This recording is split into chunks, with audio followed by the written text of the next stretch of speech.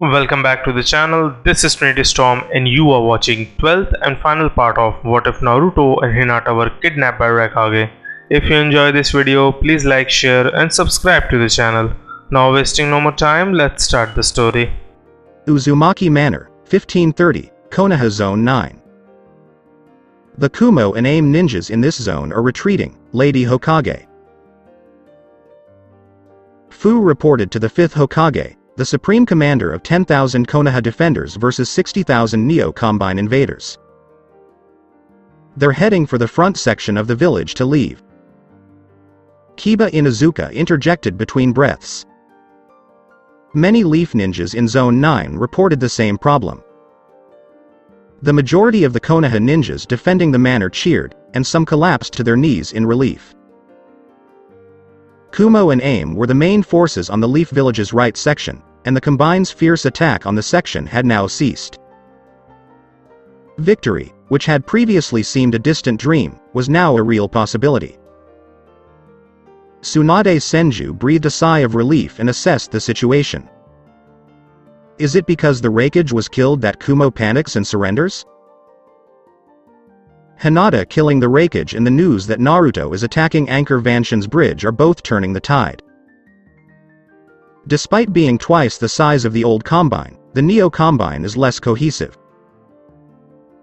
The Hokage radioed her Hyuga ninjas at the manor, Hinata, Neji, and Natsu. Keep an eye on the enemy forces in case they appear to be retreating. She would not lull her people into a false sense of security. Hi. After defeating the 4th Raikage, the Hyuga heiress, Shino Aburame, Kiba Inuzuka, and Akamaru returned to the Uzumaki Manor. Tayuya Uzumaki and Neji Hyuga returned a half-hour later. When the Hokage Tower was destroyed by the Neo-Combine in the first wave, the 6 of them were all ordered to assist in defending the manor, the Leaf's temporary central command. Naruto Uzumaki Namikaze then took Hinoka Uzumaki, Sasuke Uchiha, Sakura Haruno, and Takuma Hyuga to attack Ankon Vanshin in order to rescue Karen Uzumaki. Tsunade looked over at her Katsuyu clone. Do you hear me, Lord Raikage? Do you agree, Lady Hokage? Rasa replied through his slug clone. Kumo and AIM have left. Yes, I see what you mean. I believe Kumo has lost their leader and has decided to retreat, but why has AIM also decided to retreat? We'll look into it later, Tsunade said. If this retreat is real, timing is everything. Please bring the majority of our forces here to assist Shikaku in the middle section. We will make a final push against Orochimaru's sound force in the left section once we have neutralized the middle section. The Raikage has done an impressive job, the Wind Daimyo said after hearing the reports of his ministers.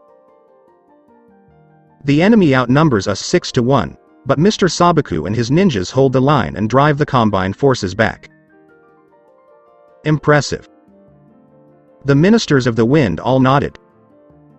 Yes, Your Grace, and he also saved our lives in the arena. Indeed, we owe him, the Wind Country leader agreed, remembering the unfortunate Fire Royal family. I'm going to re-evaluate our annual mission budget for the Hidden Sand Village, and I'm not going to give any more mission funds to the Combine ninja villages of Cloud, Grass, and Sound. The funds will be transferred to my ninja village. We'll mobilize the Wind Army and Sand Ninjas, and I'll give Suna a war budget for our retribution campaign against these combined countries and villages. The Combine Foss's cowardly and dishonorable attack had to be avenged. Yashimaru smiled as he hid above the ceilings as the Wind Daimyo's secret bodyguard. The commander of the Suna Anbu had been assigned to protect his country's leader and had overheard the Wind Court conversation. Suna's financial future was more secure than it had ever been. Since the end of the Third Ninja World War, his brother-in-law, the 4th Raikage, had been concerned about the village's economic situation. He would go to any length for the village, even sealing the Ichibi inside his youngest son, who was still in Kurora's womb, resulting in the mother's death and Yoshimaru's deep resentment. When the existence of Naruto Uzumaki Namikaze, the son of the fourth Hokage and the Whirlpool Princess, became public 13 years ago, Yoshimaru was tasked with finding out more about him. Rasa had even considered marrying Tamari to the heir of Whirlpool in order to gain access to the vast Whirlpool wealth and resources for the good of the village, much to Yoshimaru's chagrin, until the boy's mysterious disappearance. Konoha had done an excellent job of concealing the disappearance of the Yellow Flash's son. Even allies like Suna were unaware of the truth until 2 months ago, when the boy returned from Kumo captivity with the Hyuga heiress. Another notable example was the Sand Village leader's intention to semi-retire a Kunoichi volunteer to film the Icha Icha film series in order to advertise and promote the village. He initially opposed Icha Icha, but soon realized its enormous economic and political benefits for his village. Icha Icha Tanuki drew the attention of many nobles and daimyos to Suna, and they began to hire the hidden Sand Village for missions. The Wind Daimyo and the Fangs Daimyo were both Icha Icha fans who summoned Rasa to their respective palaces to inquire about the Icha Icha Tanuki book. Yoshimaru rarely saw the stoic fourth Kazekage smile, so when he did, it was particularly memorable. The secret Sand Village will thrive. The manor was filled with thunderous cheers, which perplexed Yoshimaru, the Wind Daimyo, and his ministers. What occurred? A captain of the Wind Royal Guard dashed into the chamber, his face hopeful. We just got word that the Hidden Mist Village is on its way to assist us. Yoshimaru's eyes widened with everyone else's. Isn't Kiri still fighting a civil war? Did the war end sooner than expected? The Sand Anbu commander was perplexed. How come they wanted to help Konoha? Our ninja village has been activated, and Iwa, Taki, and Nadeshiko have sent assistance, and now Kiri. A wind minister pondered. The tide is turning. If our defenders hold the line, we can definitely win this war. 5 minutes ago. There was no better news for the severely outnumbered Konoha defenders than the announcement that more reinforcements were on their way, especially if they were unexpected. Asuma Sarutobi left 2 of his 5 battalions behind to assist the northern garrison force in defending against the Kumo army. He and Kurenai Yuhi were racing back to Konoha with the rest of his battle group. On the way, they received a radio message. Mei Terumi, the 5th Mizukage of the Hidden Mist Village, greets you. I'm bringing 12,000 ninjas to Konoha to aid Naruto Uzumaki Namikaze and his allies. General Jonin Zabuza Momochi and his vanguards, the Demon Brigade, will meet you. Yesterday. When the latter's cousin, Mei Terumi, ascended to the Godem Mizukage, Haku Yuki and Asuka Terumi hugged and cried in joy on the top of the Mizukage Tower. The war is finally over, people of the Hidden Mist Village. She made an announcement. I wish you all happiness and prosperity. Over 20,000 Kiri ninjas and hundreds of thousands of civilians thunderously applauded. The Hidden Mist Village in Water County had finally found peace. It was all thanks to one man, Naruto Uzumaki Namikaze, who funded and armed Zabuza Momochi to raise a reinforcement army to aid the Kiri resistance against the genocidal rule of the 4th Mizukage Yagura Karitachi. Haku would remember 2 things for the rest of her life. The first tragedy in her family was her father's murder of her mother and attempted murder of her due to their bloodline limit. The fact that she killed her father and his accomplices in self-defense still hurt the Ice Maiden. Her family incident stood in stark contrast to the tearful reunions of the kidnapped water girls and their families, including Asuka Terumi and her elder cousin Mei, the resistance leader. All of this was due to the 4th Mizukage's genocidal policy against people with bloodline limits, which resulted in her second most important memory, the Civil War Showdown. The resistance force stormed and breached the Loyalists' last stronghold, the fortified Mizukage Tower District, using the Uzumaki Fuinjutsu. The Ice Maiden, along with Zabuza, Asuka, Mei, and her right-hand man Ao, as well as the three swordmen Chojuro and the Hazuka brothers, confronted the Mizukage, who was not going down without a fight. As the tyrant Mizukage attacked, red chakra energy poured out of him. Naruto Uzumaki Namikaze had bestowed anti-Jinchuriki Fuinjutsu seals on Zabuza. The group distracted Yagura, and Haku encased the Yondaime Mizukage with her ice release, opening the way for the swordman to slap a tag on the Mist Leader's chest. The Jinchuriki was stunned and paralyzed, and his red chakra faded quickly. There was no better way to end the tyrannical fourth Mizukage than with Zabuza's executioner blade separating his head from his shoulders. After Yagura's death, the majority of the loyalist ninjas surrendered. They were loyalists due to their fear of the brutal fourth Mizukage. Those who refused to surrender were either killed or imprisoned, and the civil war was over. The war ended earlier than expected, with fewer casualties. Zabuza Momochi was the one who killed Yagura Karatachi, and he should be the next Kiri leader. However, the swordsman declined, stating that he did not want to be a paper pusher, and would rather be out in the field killing Kiri enemies. As a result, Mei Terumi donned the hat and became the fifth Mizukage. The Demon of the Mist was richly rewarded for his contributions to the civil war. Much to Haku's delight, her mentor and surrogate father was promoted to general and Kiri Jonin leader, as well as a seat on the reformed Kiri Council. Most importantly, Zabuza was appointed as the Seven Swordsmen's leader, commanding Chojuro, the Hazuka brothers, and the other swordsmen. The Ice Maiden was also handsomely rewarded. The new Mizukage and the other Kiri leaders recognized her ability and effort in the war. She was promoted to elite Chunin and co-leader of the new Kiri Medics unit alongside Asuka Terumi. The most important thing was that she had been granted membership in the Mist Seven Swordsmen with the new Abari, the Sewing Needle Sword. Like the Konoha flak jacket, Haku and Asuka wore Kiri flak jackets with the Crimson Uzumaki clan crest on the back. Mei decreed this as the village's expression of gratitude for the Uzumaki clan's invaluable contribution to their freedom struggle, not to mention their rescue of over 100 water girls held captive by Kumo in order to breed their bloodline limits.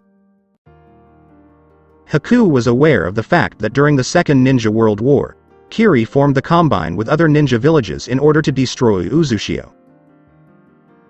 Does this serve as a gesture of goodwill and reconciliation between the two villages? The Konoha Chunin exam was supposed to be broadcast on TV this morning, but much to everyone's surprise, it turned into a full-fledged invasion of the host village. Several journalists reported the invaders were called the Neo Combine and were made up of many ninja villages, including the Hidden Cloud, much to Mei's chagrin. The Mizukage called an emergency Kiri meeting, after which he declared, "We will go fight this Neo Combine."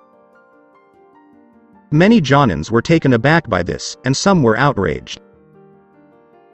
"We just finished our civil war 2 days ago," a Jonin protested angrily. "And you want us to go back to war?" There were murmurs of disapproval, indicating that many people did not like the idea. The peace they had built was still fragile.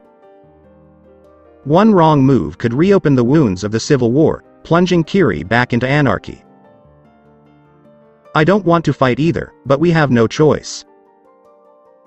If Konoha falls, the Combine will move on to us." The fifth Mizukage pondered. "You have read the fourth Raikage's 10-year plan. Leaf first, then us."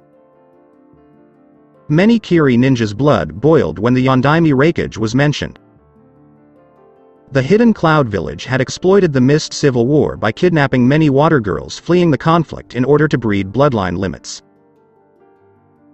Most were freed and returned home thanks to Naruto Uzumaki Namikaze, but there were still some water girls trapped and enslaved in Kumo. Asuka and Naruto had compiled a list of kidnapped water girls who were still in Kumo, as well as those who would never return to their families. A senior Jonin stood up, tears in his eyes and his fists clenched. "My little girl Aiko was kidnapped and killed in the Hidden Cloud village by those Kumo thugs. I want justice, so kill them all. Even those who had previously disagreed about entering the war roared in unison.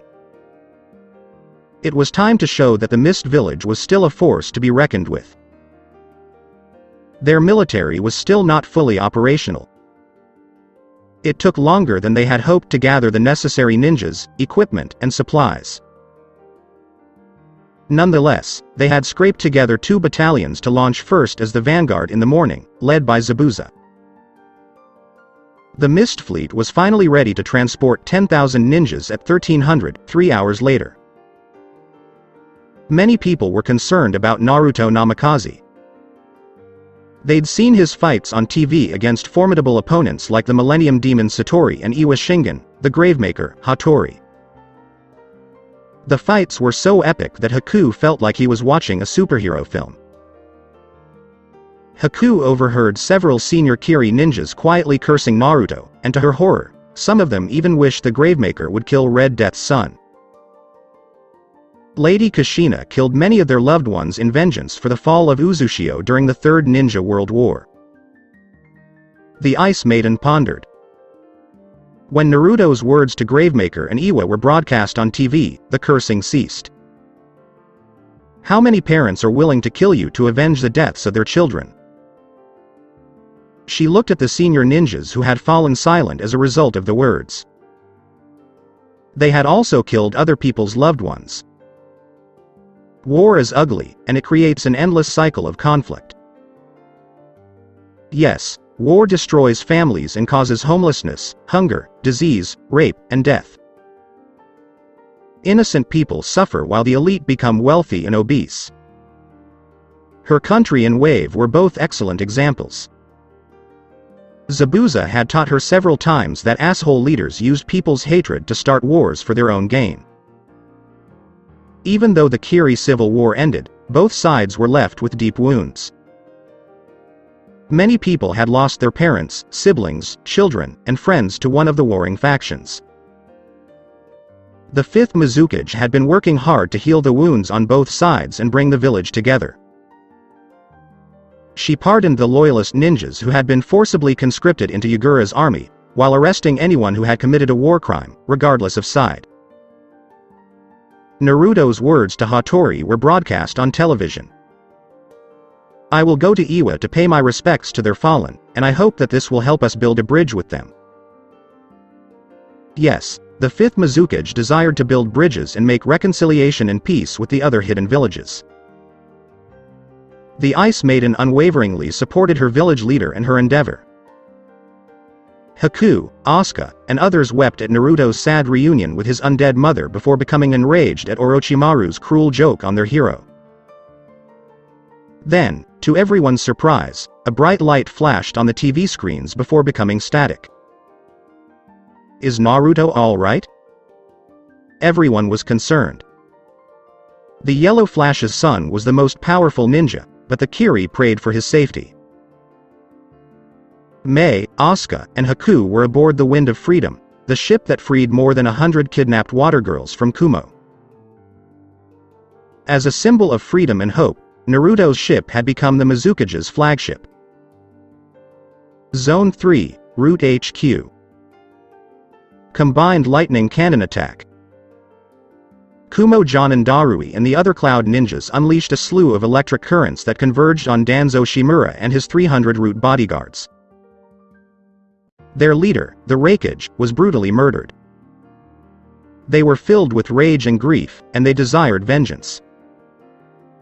The devastating lightning bolt vanished in front of the Root Ninjas. The Kumo ninjas' eyes all widened. What the hell happened? They didn't have time to think about it when the 100-strong first-row Root Ninjas opened fire with AK-16 crossbows in their hands. Darui, Kurai, and Nigai used their blades to block the fast incoming kunai, but scores of Kumo ninjas were hit and killed. When the crossbow's cartridge scrolls were depleted, the firing ceased. Now is your chance. Attack. Darui gave the order for his ninjas to charge. The first row root ninjas dropped to their right knees after emptying their cartridge scrolls and began reloading their crossbow ammunition. The second row then started firing their AK-16s. This tactic fired like machine guns non-stop, killing dozens of Cloud ninjas every second. Danzo and his bodyguards moved forward, while the third row used Earth-style ninjutsu to seal the holes in the ceilings, fearing that the Kumo ninjas above would drop bombs on them. The ninjas and associates of the root leader, who were scattered nearby, quickly joined the group. Shit. Darui cursed as his cleaver sword deflected 8 kunai. Nigai, Karai, protect me while I build a defensive wall. Sure. That'll do. Kumo squads began to follow suit, with Cloud ninjas protecting their comrades who could cast defensive ninjutsu. Everyone take a step back. Darui gave the order. Danzo's face lit up with a small smile. He had given his ninjas the Uzumaki anti-ninjutsu shield seals and other advanced fuinjutsu stolen by his agent Sai from the K-15 platoon. However, Kumo's surprise attack had initially caused confusion among his forces. His sensor ability informed him that 300 of his 1,000 ninjas, as well as half of the 800 Fire Royal Guards, had been killed. However, he had well trained his ninjas, and his scattered ninjas throughout the bunker now held their ground, and the situation had been stabilized thanks to the Uzumaki Fuinjutsu. The seal arts of the red-haired clan proved invaluable for Konoha's defense against the Combine, Hinata Hyuga's victory over the 4th Raikage, and now Root's defense against the Kumo army. The Warhawk made a mental note to secure the Uzumaki clan armory, as well as their secrets and treasures, by any means necessary. He must quickly gather his scattered soldiers and associates into an effective counterattack force in order to destroy the Kumo ninjas and reclaim the Byakugan they stole from the young Hyuga traditionalists. The Konoha's darkness had a grand master plan that he needed to carry out. He'd come this far, and victory was within reach. If he and that spoiled useless Fire Crown Prince made it out alive, he'd have the Kyubi, Nanabi, and Ichibi, as well as Uzushio's powerful secrets and techniques and a blank check from Fire Country to achieve world peace. Nothing could get in the way of his ultimate goal. Root was regrouping as 9 Grey Kumo shadow clones arrived to witness the massacre on Kumo ninjas. Pay attention. Iwa mayhem bombs were thrown by the Cage Bunchins at the approaching Root force. Kaboom. Oh, no. Oh no, oh no. Masashi Madako, the Fire Crown Prince, was bending down, coughing heavily at the explosion dusts. When the smoke cleared, he was shocked to see many broken bodies and parts of his allies all over the place. Oh, my Kami. The prince had fought in the Third Ninja World War and received several high-level medals for bravery in combat, but in reality, he never came under enemy fire or saw combat because of the ass-kissing army minister Itachi, who was his commanding general during the war. The minister desired the position of Fire Empire Master of War but was afraid to challenge Danzo. Not to mention that the prince wanted to use the Leaf Elder to get close to Hinata Hyuga, and only he knew how to use the Jinchurikis properly. Huh? Something rolled to Masashi's left foot back, and when he turned around, he was horrified to see that it was Itachi's head. A brown spot appeared on the pants of the self-proclaimed Fire Emperor. This was the final straw. The prince snatched a radio from the corpse of a Root agent and broadcast to Konoha. Masashi Madako, Crown Prince of Fire. I'm in Zone 3 with my ministers, Village Elder Danzo Shimura, and Hyuga elders, and we're surrounded by Kumo ninjas. I order all Leaf ninjas to come to my aid.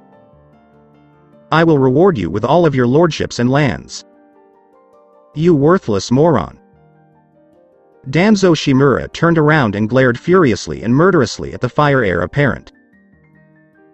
The ineffective prince had just exposed them in their situation.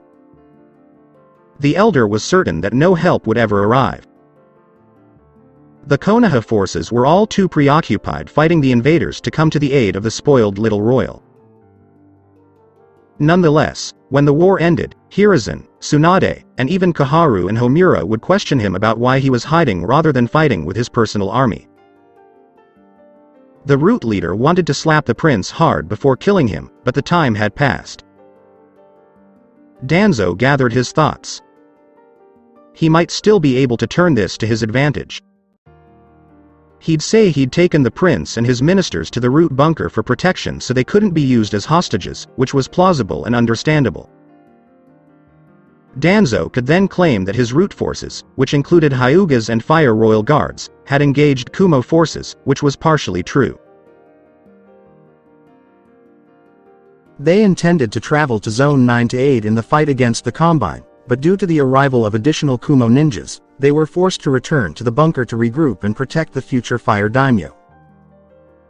He could make a lie work. His root would back him up in passing the story off as true.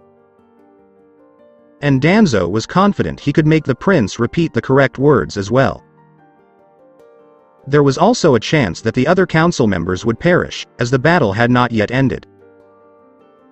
If necessary, he could use the chaos to ensure that his opponents did not outlast this battle. Everything could still work in his favor if he played his cards correctly. But first, he had to deal with the immediate issue. His phalanx and many soldiers were destroyed by the Iwa bombs. When the Kumo ninjas regained their feet and began charging again, the situation deteriorated. "No one is coming to help you and your friends," Kurama said sarcastically to the prince. Around the area, Black had placed anti-electrical chaos seals. "But, hey, I'm assisting the kid in preparing a moving eulogy speech for your state funeral as the Red Duke of Whirlpool." The fox sarcastically repeated the crown prince's order to ignore a desperate civilian pleading for help. What is he up to? Kurama noticed Danzo removing his shirt through black and gray shadow clones. What in the world is that? White Wolf Snow Cruiser. You fucking cowards. The White Wolf captain, Nader Roga, and Snow Jonin cursed the Leaf Ninjas.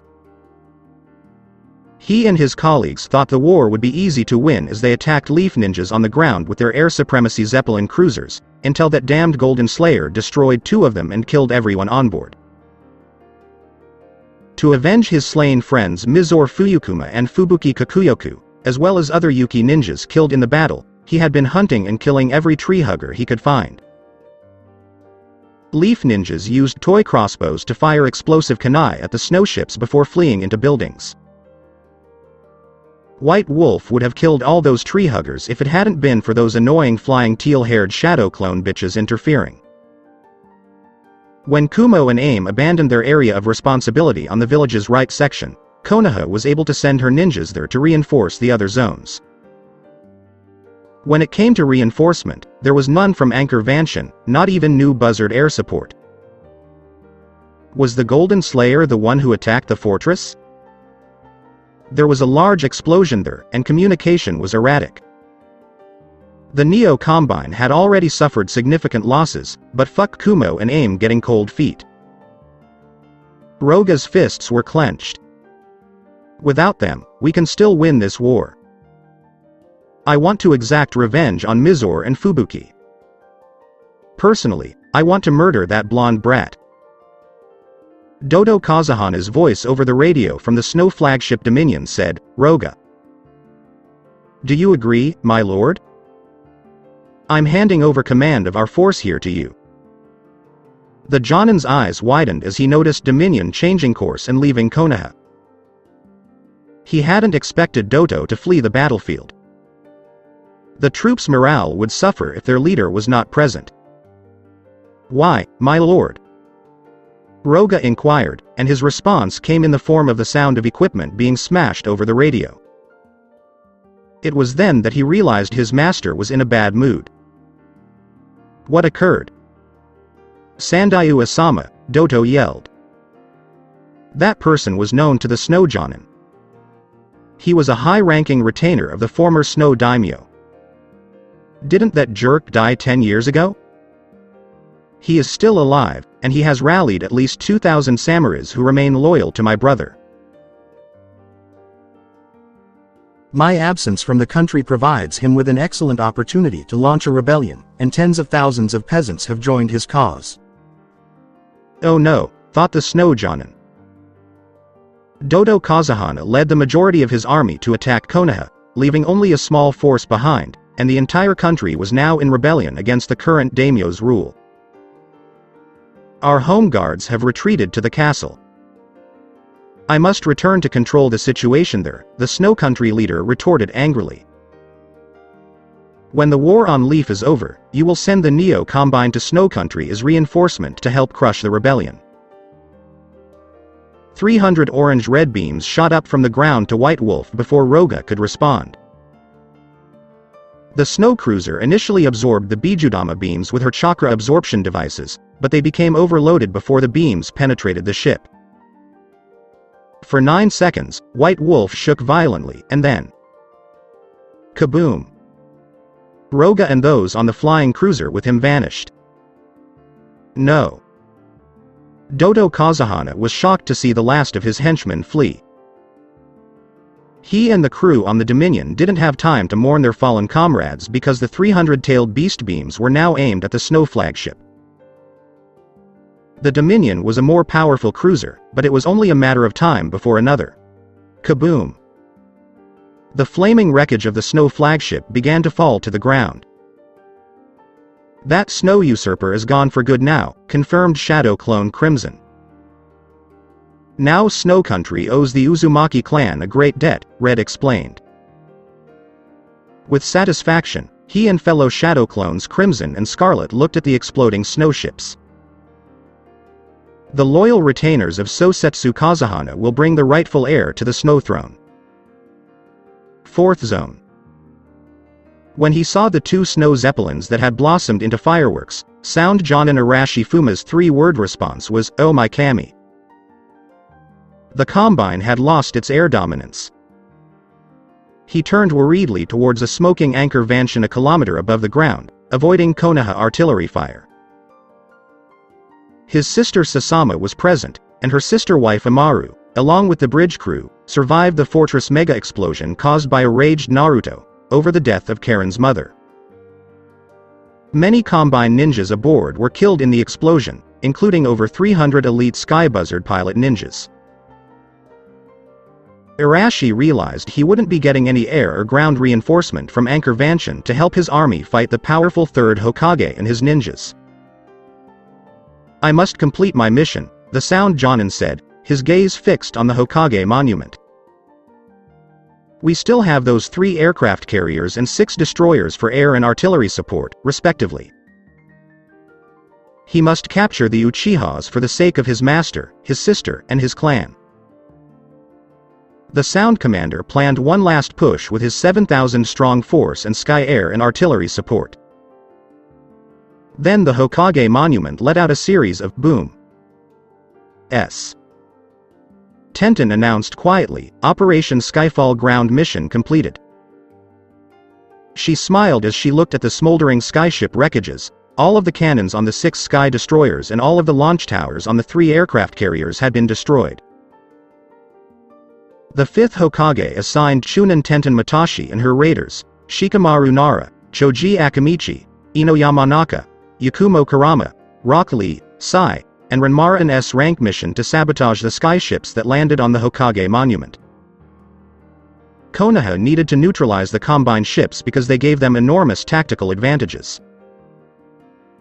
Tenten's team needed 3 hours to sneak past the Combine patrols and plant Uzumaki explosive havoc seals on all of the skyships' critical parts. When all the bombs were planted and everyone was clear, the Chunin gave Shikamaru a quiet order to detonate the explosives. "Do it." Over 200 buzzard ninjas were preparing their sorties on the launch towers at the perfect time. The majority of them were killed by the explosions and subsequent collapse. Now, angry Combine ninjas would be on the hunt for the perpetrators, namely, them. Tenten radioed her raiders, who included backup artillery. We're leaving, everyone. With this, the Combine will stop shelling the village and attacking our ninjas and civilians. In this battle, we will gain air superiority thanks to Fu's flight and her shadow clones, and the tide will turn in our favor. The Kunoichi Chunin deliberated carefully. She took a look at the opposing flying fortress. It's now up to Naruto and his team to finish the air mission there. Anchor Vanshin. We're almost there, Naruto and Karen. Takuma Hyuga introduced his team, which included Hinoka Uzumaki, Sasuke Uchiha, and Sakura Haruno. The team could tell Naruto had been here recently because the long corridor was littered with the broken bodies of over 100 Combine ninjas, some of which were still dripping blood.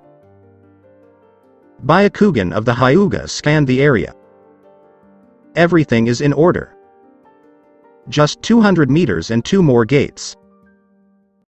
Naruto had cleared the way for his team to follow him, but the 4 remained on high alert. The Combine welcoming wagon was extremely high, forcing the Leaf 4 ninja team to stand their ground and fight wave after wave of sound ninjas. When a Naruto's Shadow Legion codenamed Yellow arrived to assist them, they were able to advance. They and the Shadow Clones once captured and interrogated a sound Jonin and discovered shocking intelligence. Orochimaru desired both the Uzumaki and Uchiha clans, especially the young Uchiha children, and ordered their capture unharmed at any cost. You will never, ever touch my clansmen, Orochimaru. As he tightened his grip on his AK-16, Sasuke vowed. The Uchiha Corps had suffered enough. They had lost their families and become orphans, and he vowed to protect them even if it meant risking his own life. In the worst-case scenario, he had reserved 4 Havoc Seals for a kamikaze attack on the Sound Leader. Naruto easily defeated Jiraiya the Toad Sannin in his Jonin exam, so the Golden Slayer should have no difficulty killing the Snake Sannin. Nonetheless, the Uchiha clan heir prepared the explosive tags just in case. How's your Byakugan, Takuma? Sakura inquired. Can you see what's happening with Orochimaru and Karen there as we get closer? In frustration, the Hyuga shook his head and sighed. No, I still can't see anything. Orochimaru is a former Leaf Ninja who is well versed in Byakugan. He wants to keep himself and Karen hidden for the sake of surprise. The Combine may have the technology or Fuinjutsu to counter Byakugan. Hinoka elaborated on the situation. She took out the Reclaimer necklace ruby and examined it before exhaling a sigh of relief. Karen, on the other hand, is still alive. Thank you, Kami. In any case, we must exercise caution. Yes, Takuma, Sasuke, and Sakura agreed. The 2 genins gripped their AK-16 crossbows tightly. A scream brought the team to a halt. No, Karen. Everyone recognized the voice as Naruto Uzumaki Namikaze, their commander. Arena Anchor Vanshin. The python in the middle of the arena was the same one Naruto had seen earlier in his hostile encounter with Orochimaru. The snake's belly was swollen, and he could feel life inside and knew what it was. No, Karen. He dashed at full speed towards the snake. The large snake lunged at the blonde ninja with its large mouth and fangs, but he avoided it and beheaded it with his Arashi katana without hesitation. The snake's headless body shook violently and fell to the ground, lifeless. A human shape protruded from the reptile's belly, much to his horror and confirmation. The blonde wasted no time in gutting the snake with an Uzumaki dagger, quickly but carefully, revealing a slimy naked Karen 9 seconds later. Karen! Naruto yelled. He quickly drew her out and placed her gently on the ground. He placed his right hand on the girl's neck. There are some pulses. Thank goodness Kami is still alive. The redhead girl opened her eyes slowly. And Naruto? Naruto's eyes widened as he sensed something and snapped to his survival instinct when projectiles were launched from four corners 100 meters away, before tears could fall. The leaf ninja placed his hands on the ground. What is a futon? I can't use ninjutsu in this situation. He grabbed Karen and threw them away from the incoming kunai. The first wave was successfully avoided by the two Uzumakis. Ha! Karen screamed in response to the attack. Don't worry. Everything is fine. Naruto tossed a kunai emblazoned with a hellfire seal to the southern corner closest to the gate from which he had entered. The area caught fire, and a human silhouette screamed in agony. Naruto no longer had to face enemies from all sides because one corner had been neutralized. Before unsheathing his Arashi katana from his back, he shifted his back to that corner and moved Karen behind him. Naruto deflected the second wave of projectiles with his sword while dropping a small scroll in front of Karen. For a fraction of a second, the scroll glowed brightly and a robe appeared. Wear it, he said to his naked clanswoman as he continued to deflect swarms of incoming kunai. He switched on his radio. Karen is safe, team. Sasuke and Sakura both applauded. What is your estimated arrival time? Naruto, 60 seconds less. Hinoka stated on the radio. Everyone on high alert. Naruto felt a sharp pain on his left back and a massive loss of strength and blood. He turned around, surprised to see Karen still naked, but with both hands holding a kunai embedded in his back. Why, Karen? Naruto inquired hesitantly. He realized it when he looked into her eyes. Oh no, she's been subjected to genjutsu. Orochimaru, Kukuku, and his two remaining Sound Saken and Kidamaru, two bodyguards, emerged from the shadows. Well done, Karen, the Golden Slayer has succumbed to the trap. Orochimaru had learned about Naruto's favorite tactics, responses, and approaches, as well as his blind spots, from the hidden Cloud Village. The kunai Orochimaru and his henchmen had been firing non-stop were not intended to attack Naruto, but rather to serve as a distraction and weapons for Karen to pick up and deliver a surprise lethal attack on her fellow clansmen. These kunai were dipped in anti-Jinchuriki poison, a byproduct of the Namikaze Hyuga incident, which occurred 10 years ago. The incident triggered a crisis because Konoha was the only hidden superpower village without a Jinchuriki, and Danzo Shimura secretly commissioned the development of anti-Jinchuriki paralysis poison in the hope of capturing Jinchurikis and extracting tailed beasts from them. It pleased Orochimaru that his poison worked because it negated the whiskered Jinchuriki's unique fast healing ability, rendering the Kyuubi useless to aid his host. Do it, the Snake Sanin said, pulling her kunai from Naruto's back. Naruto fell to the floor as blood poured from the wound like a waterfall. I triumphed over the Golden Slayer. Orochimaru declared as he raised his arms high, laughing manically and triumphantly. Even Jiraiya and Itachi were unable to defeat him. I am the world's strongest ninja. I am the god. No! Exclaimed Naruto. Hinoka and her colleagues arrived. They couldn't believe what Orochimaru had said, but Naruto was indeed face down in his own pool of blood. How could he possibly lose? The Karen rescue team had finally met their goal in flesh, much to Takuma and Sasuke's embarrassment. Kukuku, Sasuke, and Hinoka, you've arrived. The Snake Sanin's smile and display of his long tongue enraged the four Konoha ninjas. How lovely, you've saved me a lot of trouble. He snapped his fingers, and Saken and Kidamaru activated their respective cursed seals in preparation for the fight against the four Konoha ninjas. Takuma, Sasuke, and Sakura raised their AK-16 crossbows, and Hinoka made a hand sign to release chakra chains, only to be stopped by the Snake Sanin's stare and powerful killing intent. Auk. The killing intent was so strong that Hinoka, Sasuke, and Sakura fell to their knees, trembling and breathing heavily, and even Anbu Takuma couldn't move. They felt like prey in the presence of a massive snake. Orochimaru took a communicator from his pocket and broadcasted, satisfied that the team had been subdued. "Dear Konoha ninjas and citizens, this is your Lord Orochimaru, the Supreme Commander of the Neo Combine. I am pleased to inform you that I have defeated your champion, Naruto Namikaze, the Golden Slayer. Yes, he has succumbed to my control, and your most powerful weapon is now gone." The Supreme Commander of the Neo Combine then issued an ultimatum. "I don't want to spill any more blood. If you lay down your weapons and surrender now, you will be treated with mercy.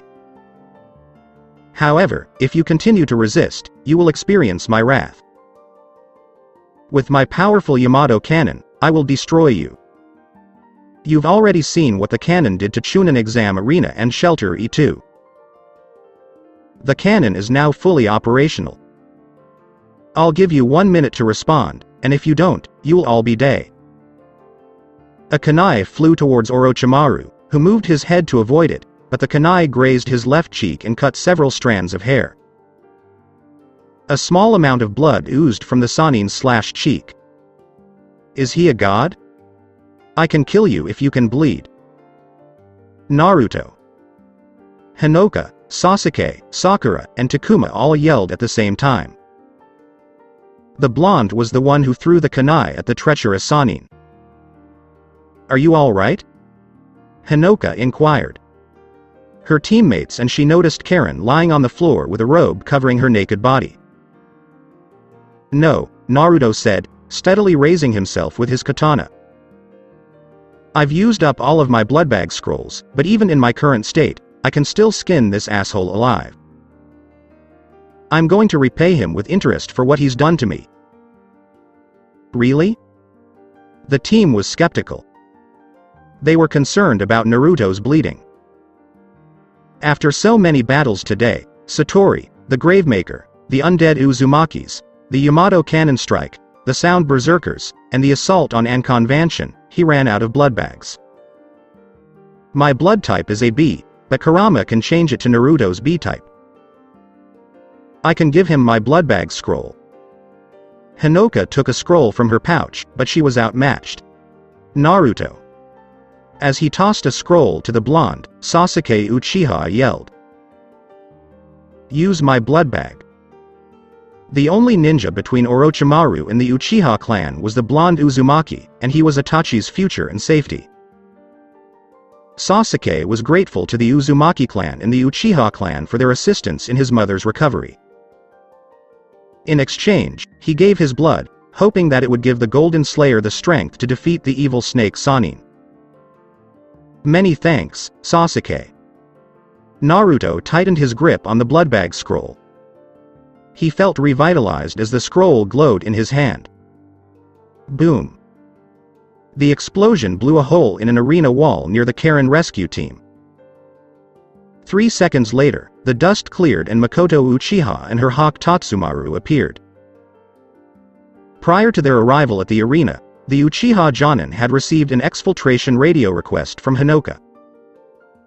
Naruto gave his team a few hand signals.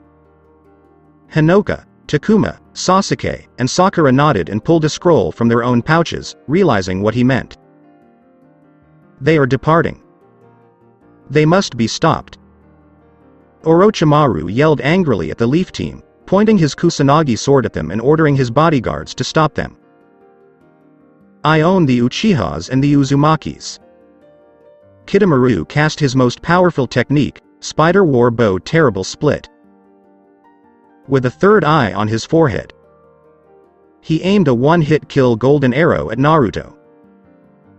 The arrow hit something and fell to the floor before it could reach the blonde. Kidomaru and his master were taken aback when they noticed an orange barrier in front of the Leaf Ninjas. "This is Firewall." Orochimaru became aware. After team leader Naruto signaled, the Karen rescue team erected a firewall Fuinjutsu, creating a temporary safe zone between them and the Sound Ninjas. It is now time for the team to depart.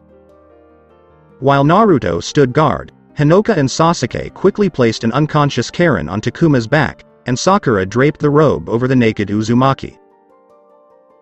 Orochimaru pulled a device from his pocket, enraged, as his prizes began to mount on that massive hawk. "If you leave, I will use the Yamato cannon to destroy the Uzumaki Manor right now."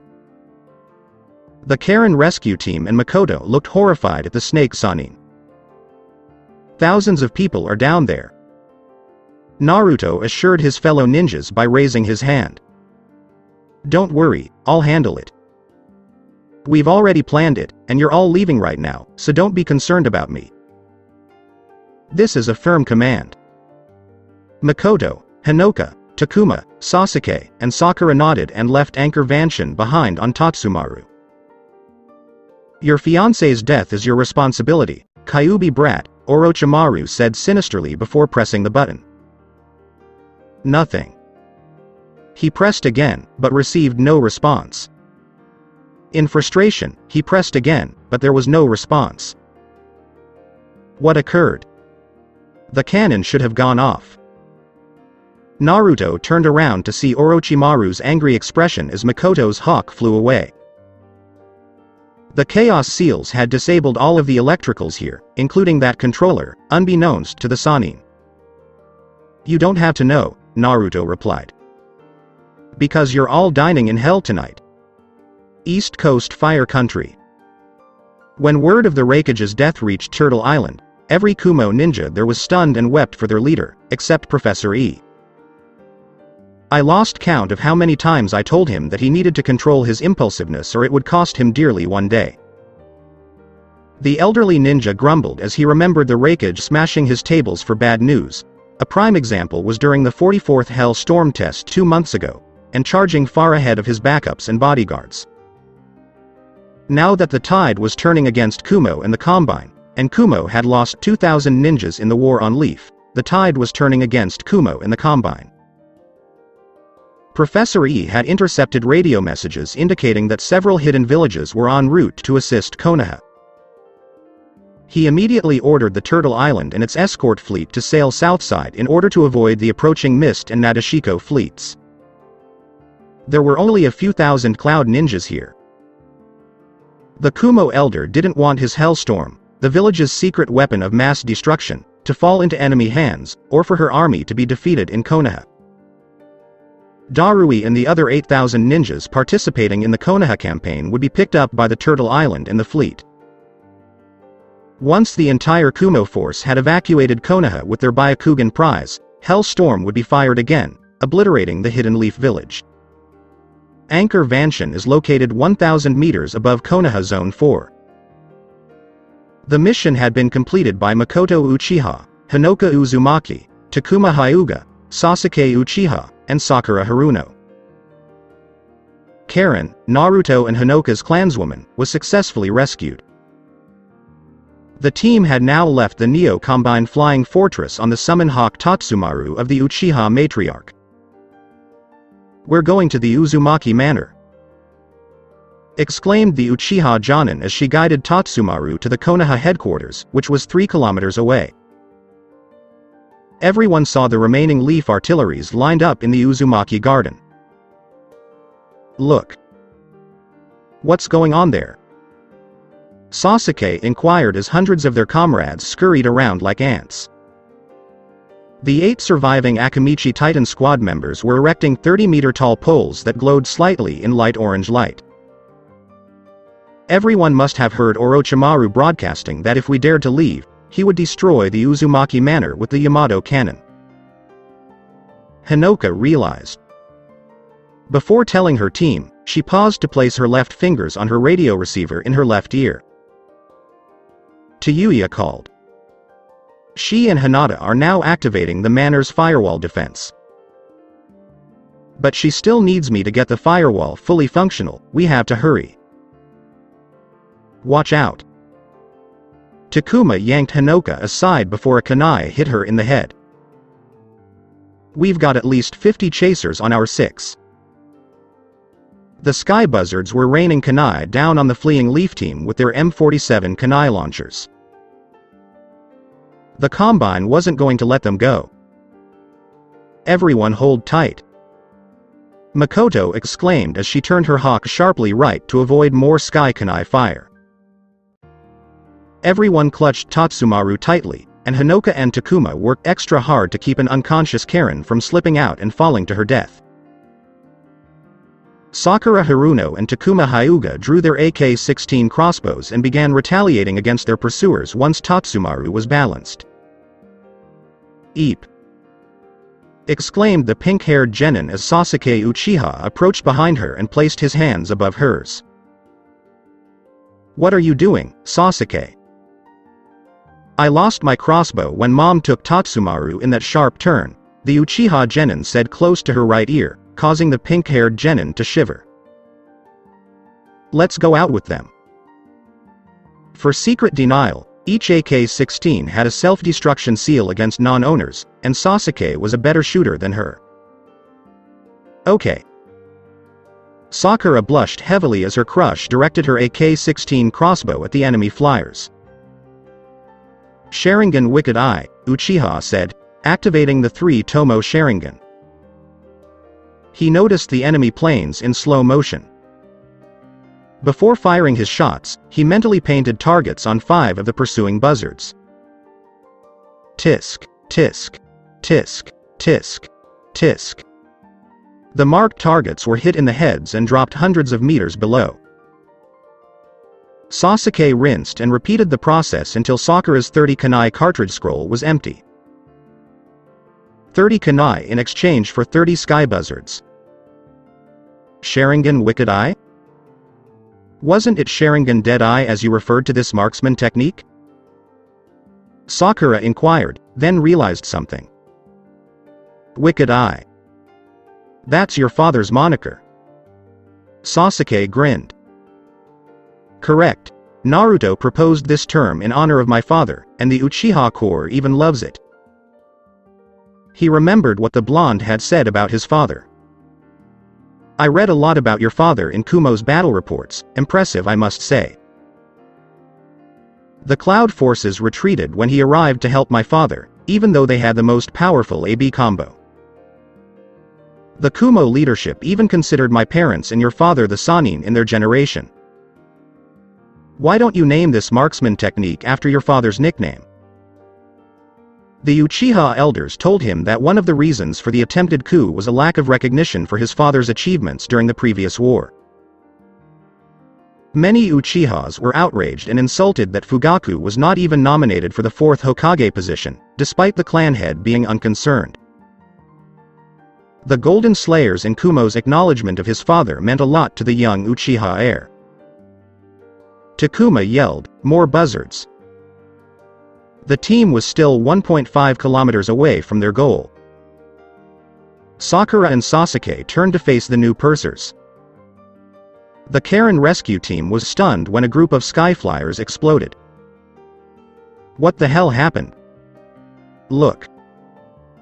Sakura exclaimed, pointing to their destination, where hundreds of Fu's shadow clones flew past them without greeting.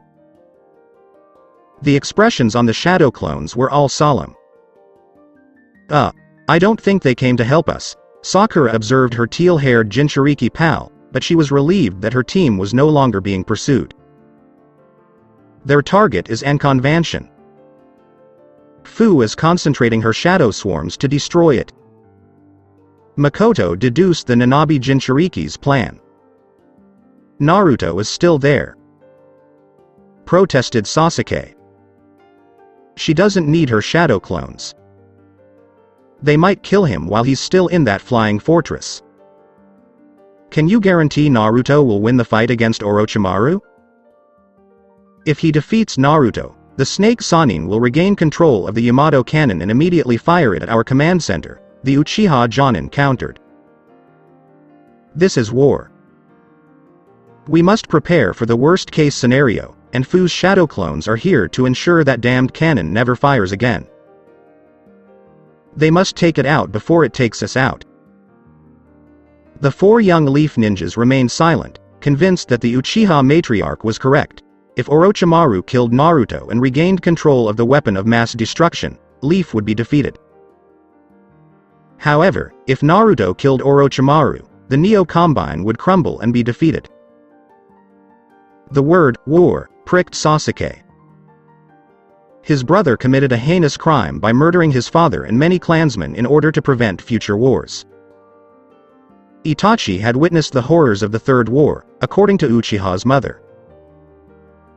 He looked around the village from above, riding Tatsumaru, and saw flames, smoke, explosions, and bodies everywhere, as well as Orochimaru's atrocity of killing thousands of innocent children, women, and men in a shelter.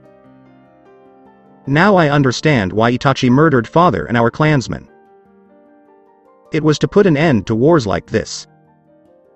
War is full of horrors and tragedies. I can't imagine how you felt when you killed your father, brother. He and the rest of the Karen rescue team watched as Fu's shadow clones bombarded Ankon Mansion. They were all thinking the same thing, victory or annihilation. A chamber in the Uzumaki Manor was converted into a safe haven for hundreds of VIPs, including Konohamaru Sarutobi and Hanabi Hyuga. Hanabi came to the Chunin exam finals with her parents to see Hinata's performance, to see the powerful skills her sister possessed that wounded the notorious Itachi Uchiha, but the Neo-Combine ruined it. She had discovered that the invaders were the Neo-Combine, a coalition of over 60,000 ninjas and mercenary samurais from hidden villages. Natsu was well aware that the Uzumaki Manor was the most fortified and secure location in the village. After the Hokage Tower was taken, Lady Hokage made it her command center. The Hyuga Kunoichi brought her charge to the Uzumaki Manor in exchange for her Byakugan service while Naruto was fighting Satori. When Hanabi's parents arrived at the manor in medevac scrolls, she broke down. Fortunately, the third Hokage's bratty grandson was unusually kind and supportive to her. Lady Tsunade will save your parents, Konohamaru assured her, and the two thanked Naruto for inventing the medevac fuinjutsu. Regardless, it was war, and Ko's gruesome death in the western garrison reminded her of the horrors of war. Later, the young Hyuga was relieved to see that her older sister had survived and defeated the fourth Raikage. She didn't want to be without her again. Orochimaru's proclamation to destroy the Uzumaki Manor with his superweapon had terrified everyone here. Many people began to cry, and some began to pray. Hinata had arrived to reassure her that everything would be fine, as she, Tayuya, and Hinoka would set up the firewall defense against the Yamato cannon. Naruto Uzumaki Namikaze was hit directly by a temporary firewall fuinjutsu. Leaf ninjas were scrambling and yelling to help set up the defense. However, the countless distant explosive sounds and rumbles made everyone here even more terrified. "Are you scared?" Hanabi asked, her lavender eyes filled with tears and fear. "Me too," Konohamaru replied, before reflecting on the man he admired, Naruto Namikaze. His rivals Hanabi and Daisuke praised him for saving their families, Hinata and Sasuke, respectively. The Uchiha told him about the blonde's exploits in Wave Country, which astounded him. The Namikaze was brutal, but the young Sarutobi knew it was due to the enemy, and he was kind to everyone, even enemies like the Kiri hit team.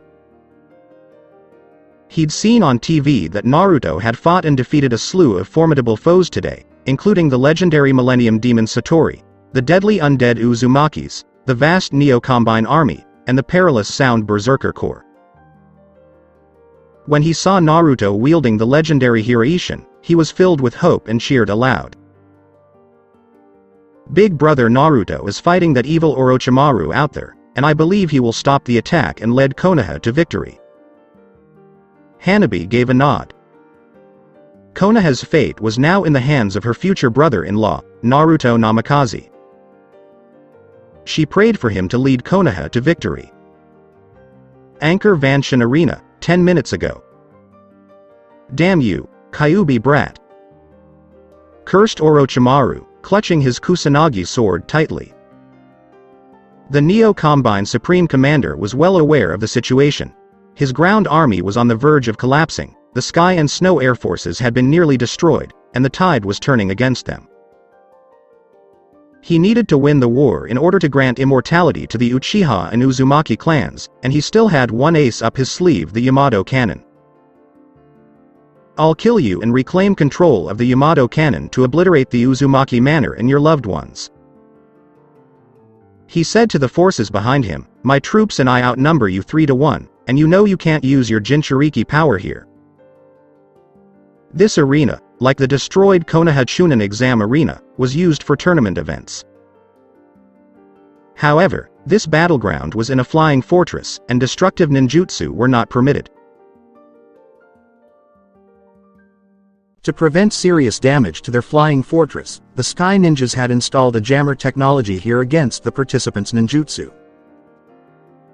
Orochimaru decided that this was the best place to kill the Kyuubi Jinchuriki because he couldn't use his Jinchuriki power or ninjutsu, whereas the sound team could thanks to jammer nullifying devices hidden in their pockets. 3-1, huh? Said the Golden Slayer, unfazed. 2 kunai appeared on his palms that the sound ninjas did not notice. Then it's an even fight, he said, throwing the kunai at the sound ninjas before charging at Orochimaru from 50 meters away. The incoming kunai tagged with hellfire seals widened the sound bodyguards' eyes, and they jumped high to avoid the deadly black flames. The Leaf Jonin would have a 9-second window to attack their leader as a result of this distraction. While thinking, the Snake Sanin jumped to avoid the Hellfire attack. This is his distract, divide, and conquer tactic. Kumo had told him about their rogue Jinchuriki. Naruto's new attack tactic is a pattern match. The Leaf Ninja charged at Orochimaru like lightning and stabbed the wall. He immediately looked up and saw his target in the air, and he bolted towards him. The Sanin noticed the blonde holding his katana horizontally next to his right ear. This was Naruto's Kumo teacher Dodai's signature one-hit kill Thunderstrike stab. It was thought to be as lethal as the third Raikage's one-fingered Hell stab. Hidden Shadow Snake Hands. Several snakes emerged from Orochimaru's left sleeve and assisted their master in moving to a different position in the air. He smiled as the blonde ninja sped past him, signaling the start of his counterattack. Shit. Naruto cursed as he missed his target with his fast deadly attack for the second time in 2 months, the first being the fourth Raikage. When Orochimaru thrust his sword into his heart, his eyes widened even more. As a blade pierced flesh, there was a wet sound. Not bad, boy, Snake Sanin said. You twisted your body to avoid my attack on your heart, and the only damage you received was tissue damage on your torso. Fuck you. Naruto said, raising his right leg to kick Orochimaru, who did the same. Both kicked each other on the legs before collapsing to the ground. Naruto stood up and jumped, his katana held high above his head. Orochimaru's slitted eyes narrowed. This time he's looking me in the eyes and holding his sword in one hand. He's going to use the diversion tactic. Dodai's words about Naruto's attacks were remembered by the sound leader. He is too fast. His victims don't have time to react to his Thunderstrike attacks, which only the Raikage has been able to dodge and survive, so he doesn't need to read their eyes and instead focuses on their heads or hearts. This is your diversion, Orochimaru said as he parried the katana axe attack with his Kusanagi sword, pretending to take the bait. Naruto quickly ducked and drew an Uzumaki dagger from his left hand before thrusting it at him with incredible speed. This is your true assault. Just as Naruto was about to thrust his dagger into Orochimaru's heart, the latter counterattacked with a powerful knee kick to the brow. The blood was oozing from the wound in the Leaf Ninja's forehead protector. Fuck. Naruto thought as he took a hard kick that knocked his blades loose and caused his vision to blur for a few seconds. I need to take a step back. I got you. Orochimaru grinned. He might have fallen for this ruse if he hadn't known about Minato's boy from the hidden cloud village. Now that it was his turn to attack and triumph, he swung his sword at the Namikaze's neck. Clang! Naruto used a kunai with a Hellfire Seal to stop Kusanagi. The seal was then activated, forcing Orochimaru to flee the black flames. He jumped backwards to a safe distance, but his right arm was caught by a thick rope of webbing.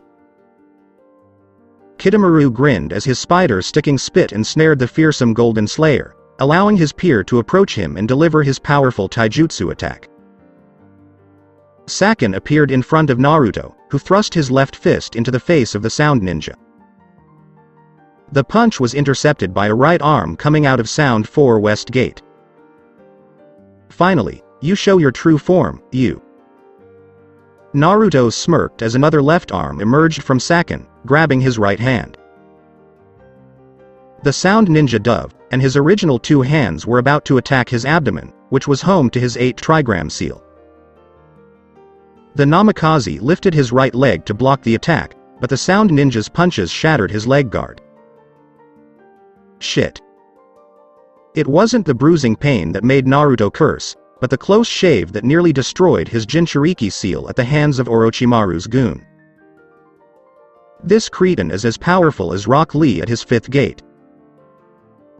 Naruto activated the emergency contraption seals on his arm guards, resulting in the appearance of 2 blades. The left one pierced Yukon's right hand, while the right one severed Kidomaru's web and cut his left hand deep in the bones. "Aarrgghh!" screamed Yukon, letting go of the blonde's hands. "Ukon! You bastard!" Saken cursed Naruto for injuring his brother, but he was cut short when the Uzumaki Seal Master violently grabbed his throat. What the fuck? The Sound 4 West Gate was perplexed that the Golden Slayer only choked him for a second before jumping to a safe distance. Something was wrong. Black flames erupted from his neck a split second later. Saken and Yukon screamed in agony as a Hellfire Fuinjutsu consumed them. 2 down, 2 to go, Naruto thought to himself as he looked at Orochimaru and his surviving henchmen. The Snake Sanin's cocky confidence irritated him. It warned him that if he attacked him again, he would die. Karen's stab, and these Orochimaru counterattacks, and them knowing my Jinchuriki seal. This top state secret is only known by the Konoha and Kumo leaderships. Now I'm certain Kumo gave this jerk information about me. The element of surprise is gone, and the same tricks will no longer work. It's time to bring out something Kumo isn't even aware of. Naruto took a scroll from his bag and opened it. Several swords popped out and landed on the Namikaze's various body parts, much to the surprise of the Sound Ninjas. The blonde held his right arm backwards, his right hand holding an Arashi katana. A sword was held in his right arm hinge joint, and another blade was pointing backwards between his right shoulder blade and neck. The 4th sword was in his mouth, and the 5th was under his left armpit. His left arm was posed like a praying mantis, another sword was held in the hinge joint of his left arm, and his left hand held the 7th blade. Orochimaru and Kidomaru were both taken aback by the presence of a sword between the blonde's hip and right raised leg. Naruto held the 9th and final sword behind his right knee.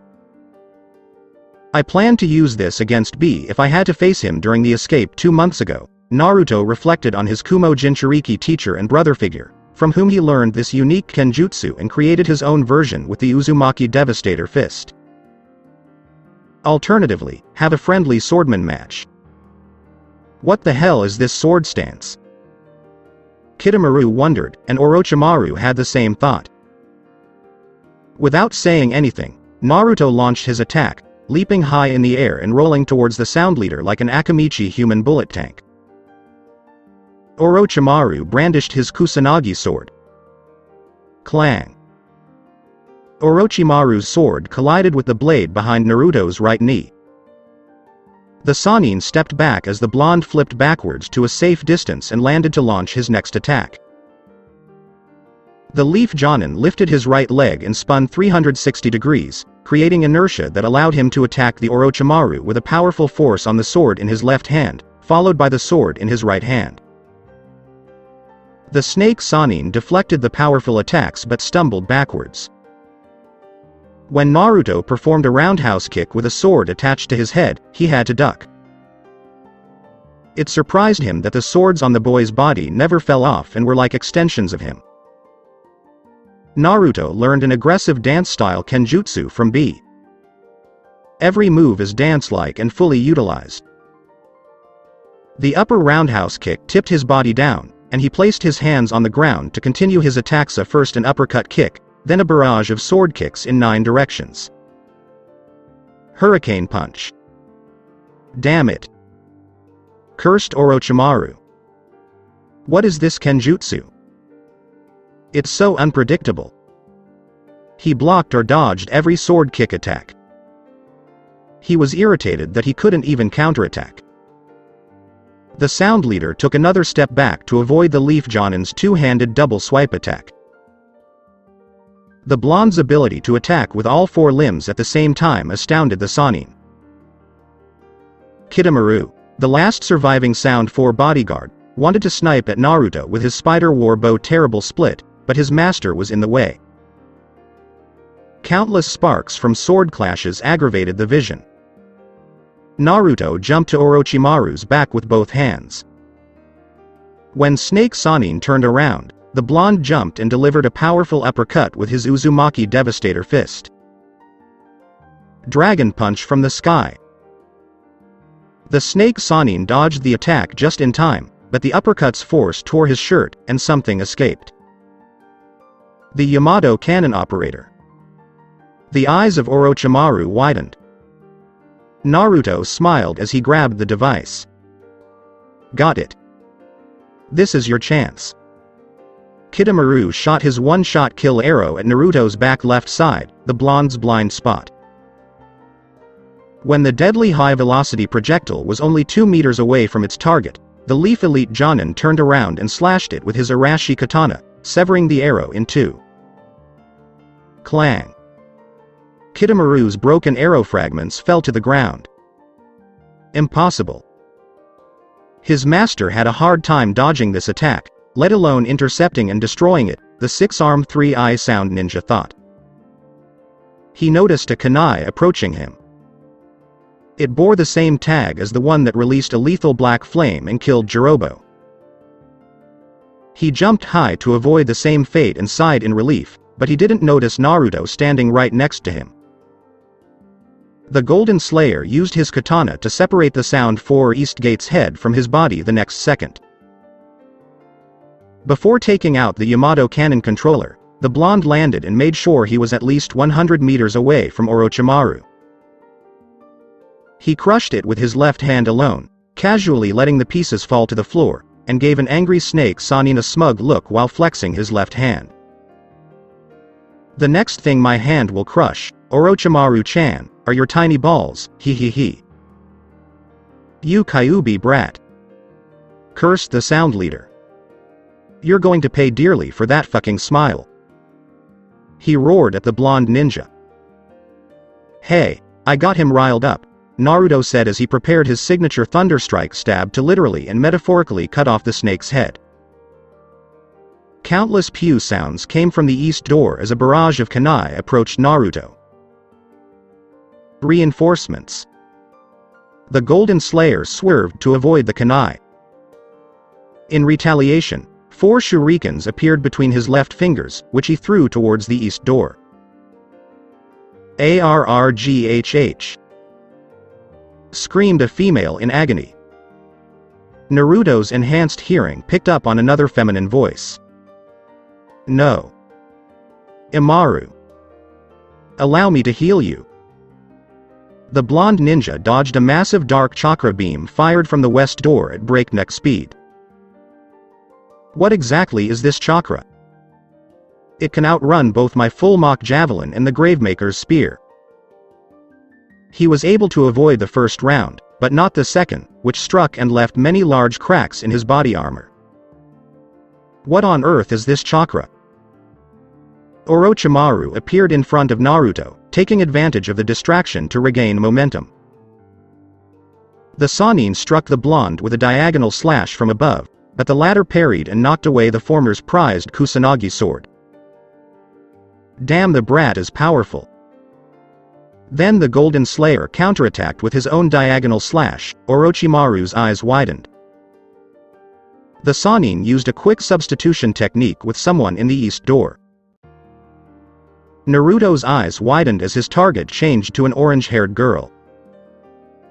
She looked familiar, but he couldn't place it.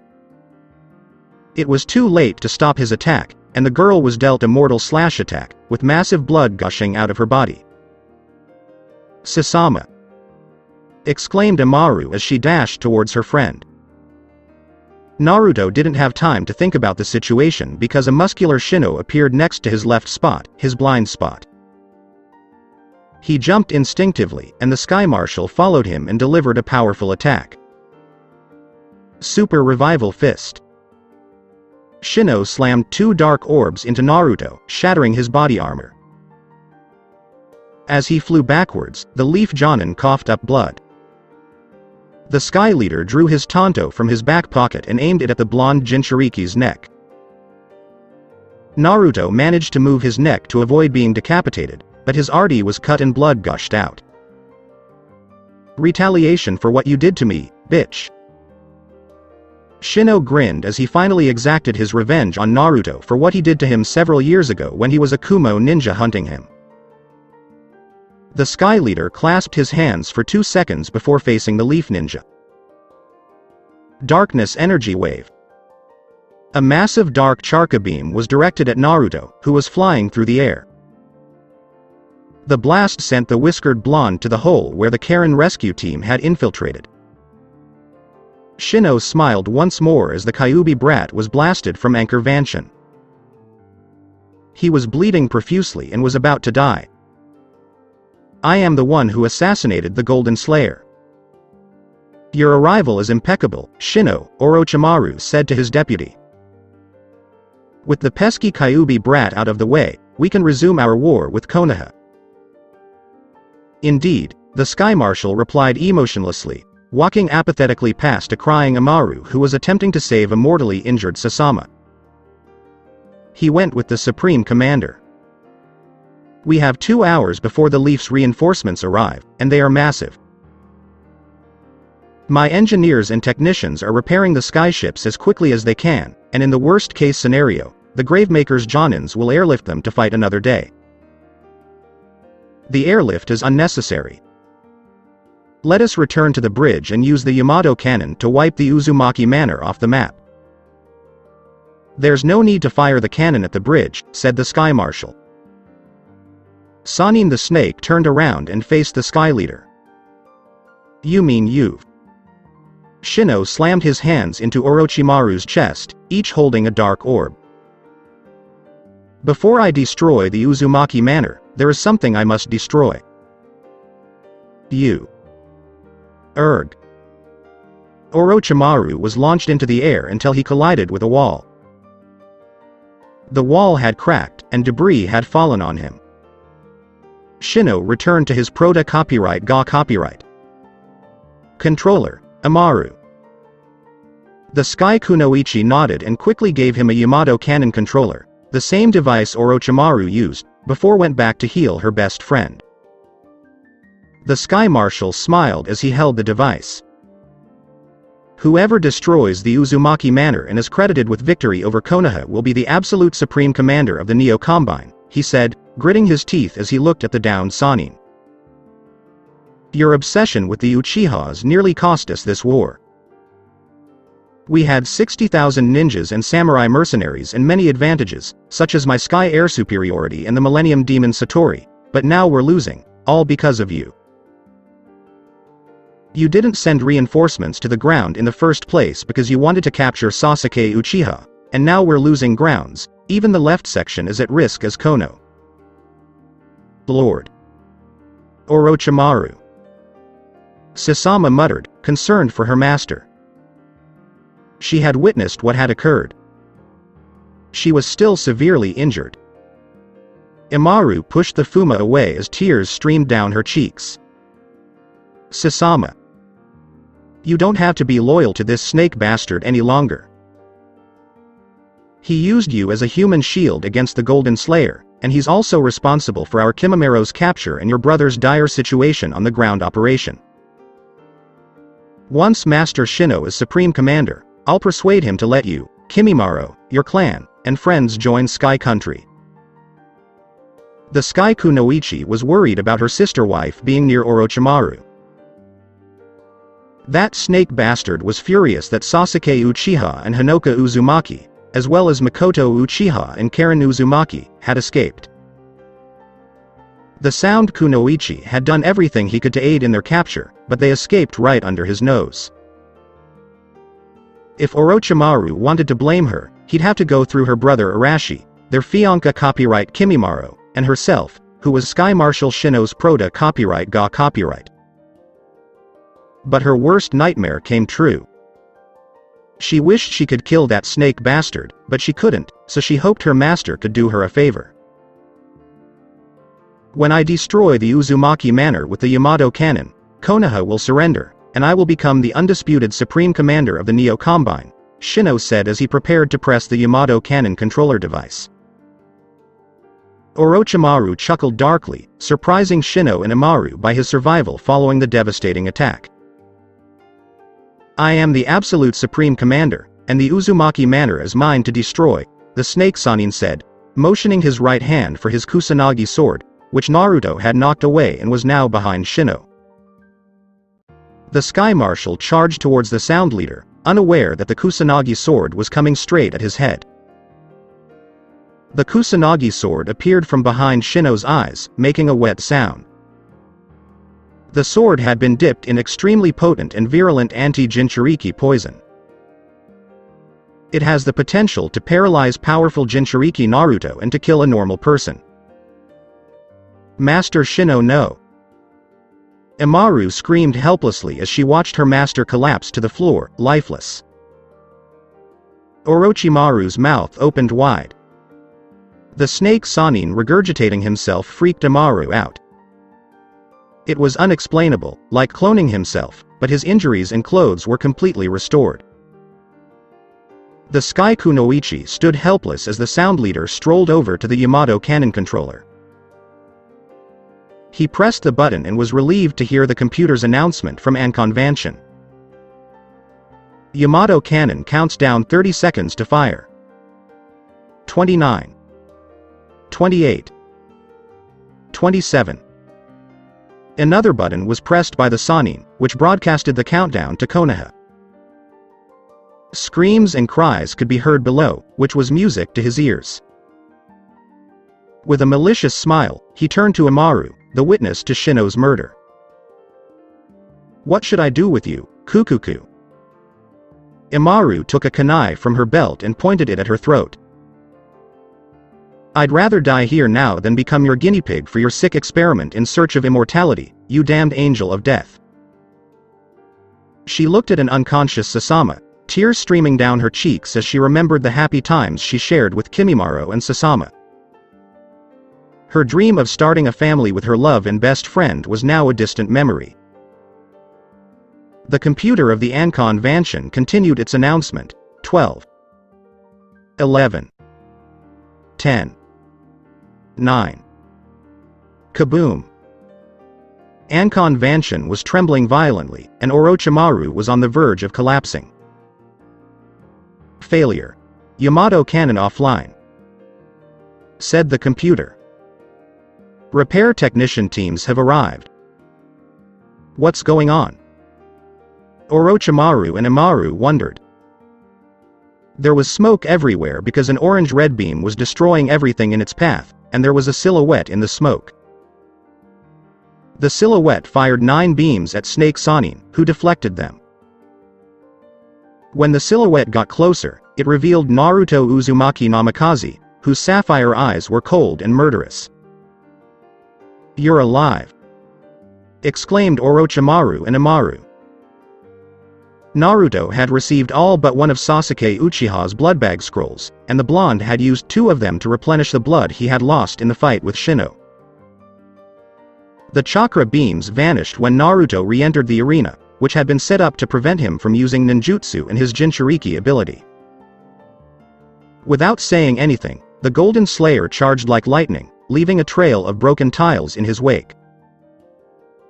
He attacked the snake Sannin in unexpected places, including the head, both arms, both legs, both front and back, and everywhere else. The blonde was too fast for the auto leader to do anything but block and dodge. His hornet nest all-directional attack. Most strikes are just jab cuts, Orochimaru thought as he received a cut on his face. But only a few are genuine. His instinct told him to take a step to the left, and a second later the Uzumaki's Arashi sword appeared from the sound leader's right side, 3 centimeters from his liver. Orochimaru gritted his teeth in pain and swung his Kusanagi at his attacker, only to see him vanish. The Uzumaki appeared in front of the Sannin, his left arm extended towards the latter's neck. The eyes of the senior ninja widened. He intends to mark me with an incendiary seal, just like he did Sakin. He used another substitution technique, and Amaru appeared in front of Naruto. As they met eyes to eyes, the young man's and woman's eyes widened, and the leaf shinobi clasped the Sky Kunoichi's neck. He's going to kill me, Amaru thought as Naruto branded a hellfire seal on her neck. What is he up to? He doesn't use that lethal incendiary seal? When Naruto grabbed her and threw them both to the ground to avoid Orochimaru's kunai, she screamed. The Sky Kunoichi blushed at their awkward situation. The leaf shinobi was on top of her and she saw his handsome face, but she shuddered when she looked at his murderous eyes and said one word that chilled her to the core. Orochimaru. Instead, her would-be assassin turned around and faced Snake Sannin. It puzzled her even more when he abandoned her and charged towards the sound leader. The brat's emotion gets the best of him, and it's his thunderstrike stab, good. Orochimaru smiled, his Kusanagi sword poised to strike the blonde ninja's neck. Because it is vulnerable to ambush and surprise, speed does not always win fights. His pupils dilated once more. Oh shit. He was taken aback by the Golden Slayer's increased speed. Vroom. Orochimaru avoided the attack, but not without injury. A large chuck on his left side was missing. He's faster than he used to be. He can outrun his parents and the Raikage. Perhaps even faster than Maida Dai at the 8th gate. Naruto jumped on a wall after striking Orochimaru, then pushed his legs to project himself towards the Sannin at a faster speed for another strike. There's no way I'm dying out here. The sound leader used a substitution technique again, and Amaru reappeared in Naruto's attack line. I'm going to die. Amaru's eyes welled up with tears as the Golden Slayer's blade approached her head. She'll die with a sword in her head, just like her master Shino. Naruto shifted his Arashi katana tip away from his erroneous target. The young shinobi and kunoichi collided and fell to the floor together. Naruto was once again on top of Amaru, who blushed and was perplexed by the situation. How does the Golden Slayer not kill me? What the hell is wrong with me? A familiar sound interrupted her thought, and she turned around to see Orochimaru standing still in her original position. She noticed inscriptions on his calves in the floor where she had stood. Finally got you, Naruto said as he rose from the awkward position he was in with Amaru. You kept using substitution technique and human shield tactic. I figured you'd do it again, so I set a trap. There are 3 strikes.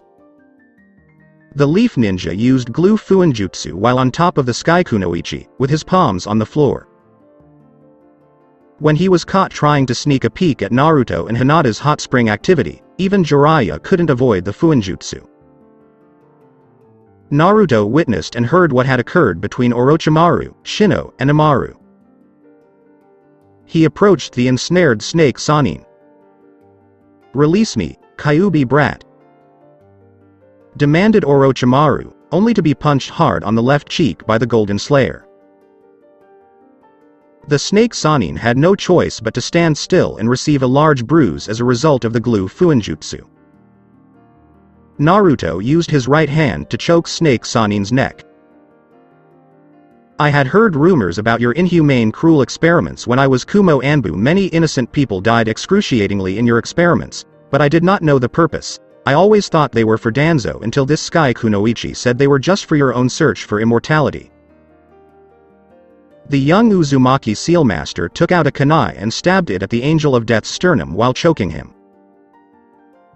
It wasn't fatal, but it was excruciatingly painful, and Orochimaru screamed in agony. "Arrrrrrggggggh." The blonde seal master cast a forbidden Uzumaki clan seal technique, Fuinjutsu, Doom Eternal. Orochimaru's body was covered in crimson inscriptions. "You will be immortal, but at a cost.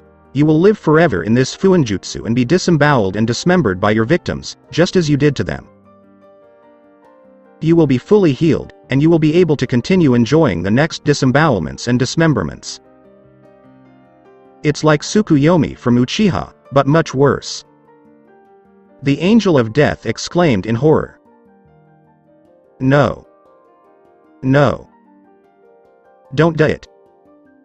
Don't do it." He screamed in agony, and in the 9th second, he vanished, leaving the kunai alone on the floor. Naruto picked up the glowing red kunai. He examined it carefully before smiling contentedly. He walked to a blasted hole that revealed the Hokage monument and threw the kunai at the bust of the 5th Hokage, specifically the forehead seal. He made a hand sign, and the kunai embedded in the monument disintegrated before inscriptions appeared on Tsunade Senju's forehead seal. "No one can ever release you, and you will stay there forever, watching Konoha grow while enduring pains. Long live Orochimaru, your wish is granted." "Oh no, Sasama, don't die on me."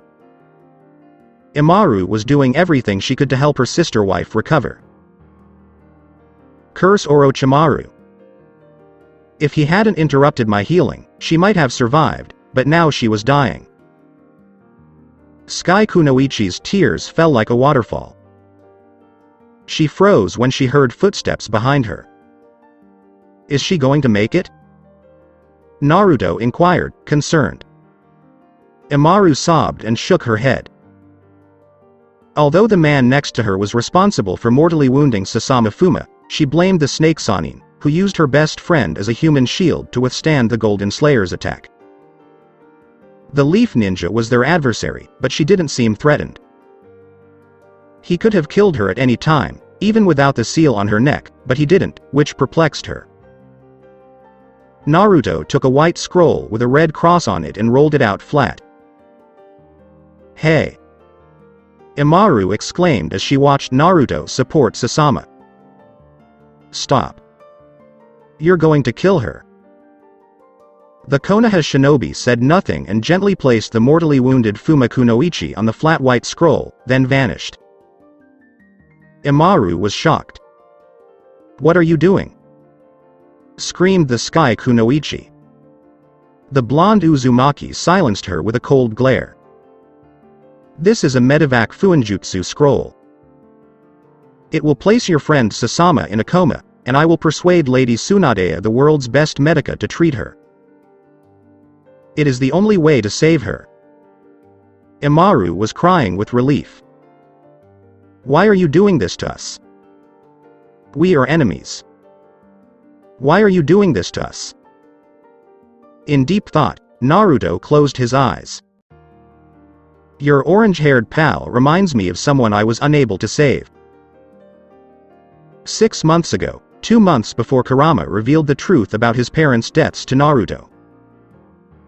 I'm home." Naruto exclaimed as he entered his house following a Kumo Anbu mission in a secret meeting with Hinoka and Tayuya. Hinata? He was surprised that the Hyuga did not come to greet him. Asuka, Terumi and Sayuri would occasionally come to greet him. Kuretsuchi never bothered. Hinata was always there, and she usually arrived at the door when he took off his ninja sandals. Is she teaching the Devastator Fist of the Uzumaki clan? As he walked down the hall to his room, the blonde pondered, and then he heard someone crying. It was a sound I was used to hearing. It belonged to Hinata. Naruto dashed into Hinata's room and discovered her on her knees, crying. Asuka and Sayuri were soothing Hyuga.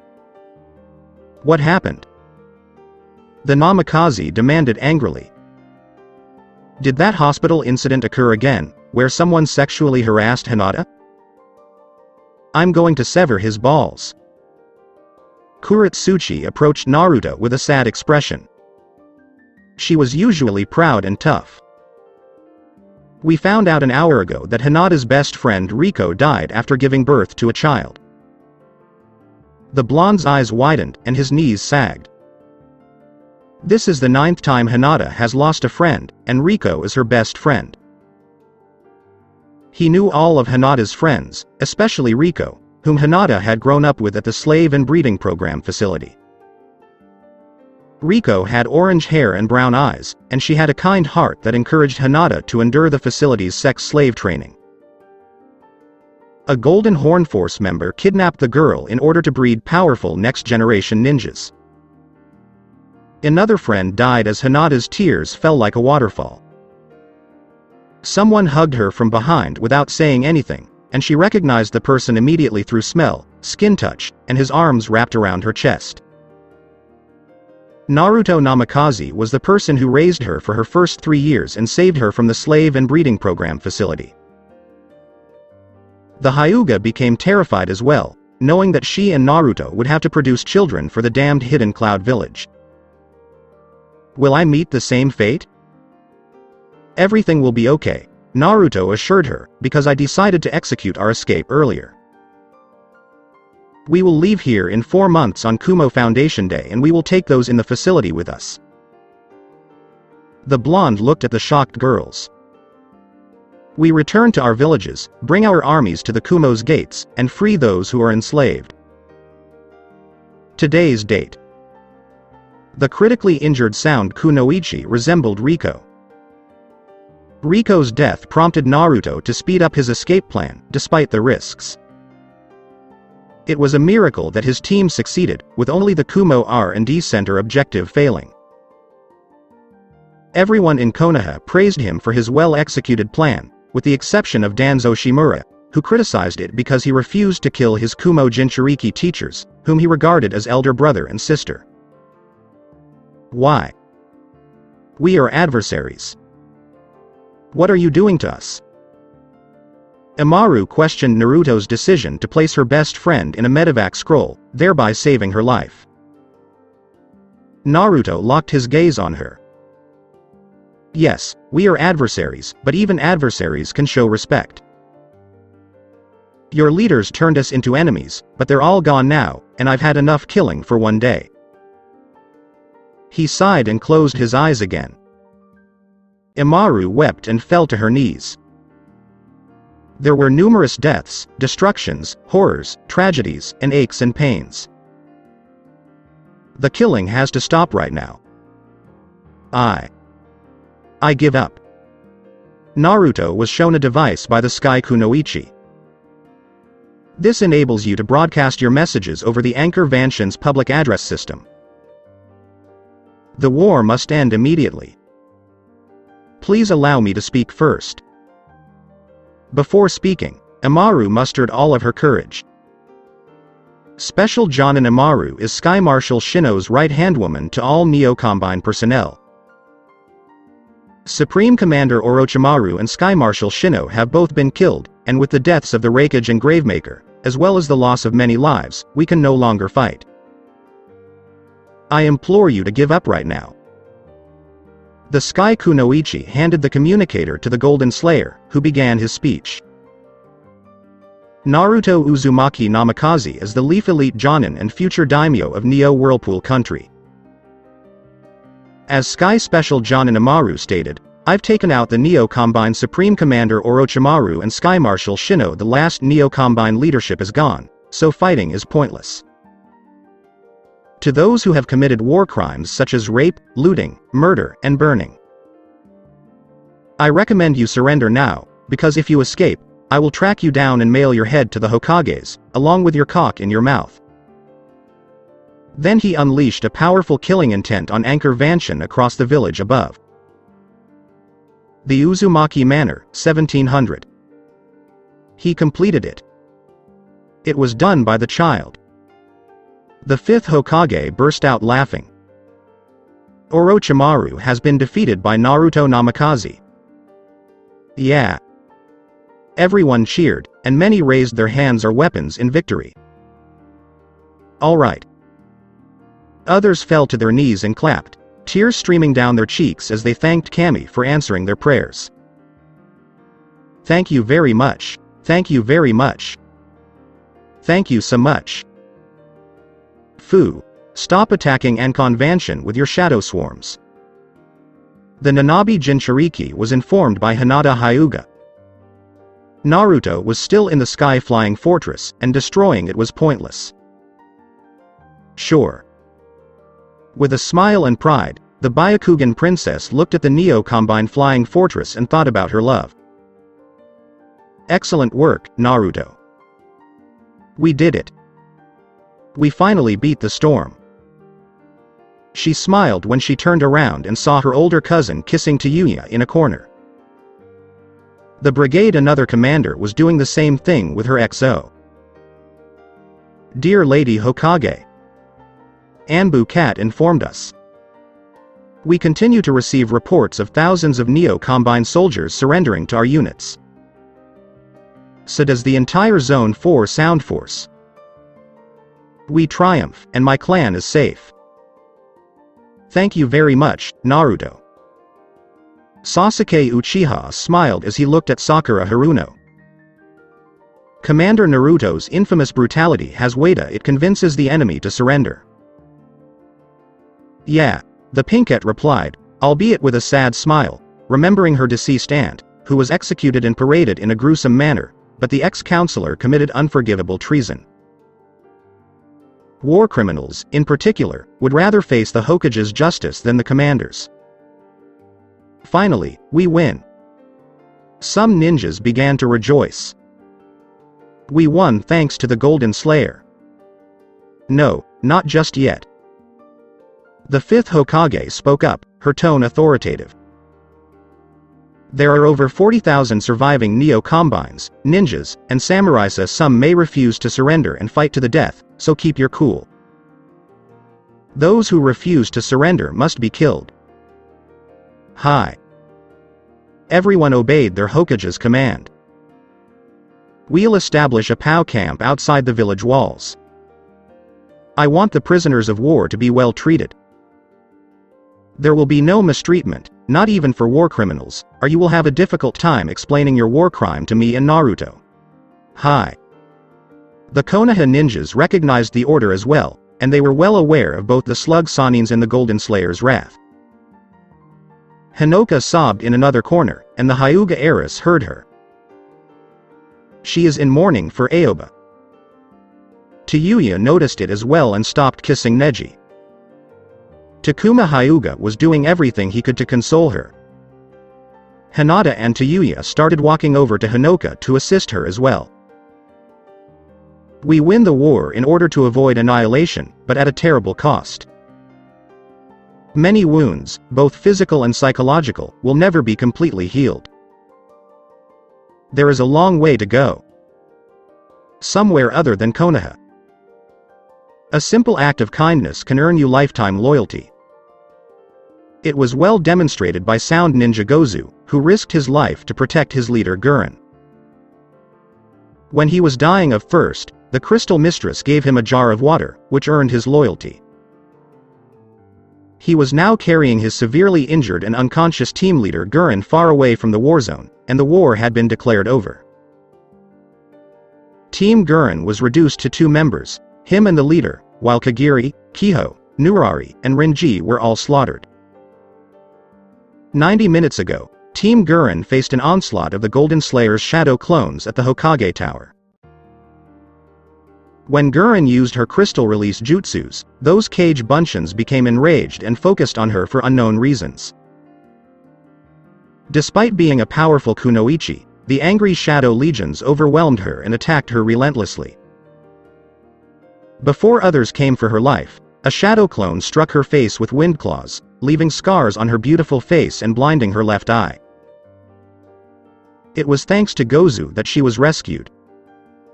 Lady Gurren must have had a beef with the Golden Slayer. This isn't good. She'll never win against him. The best option was to go on a retreat.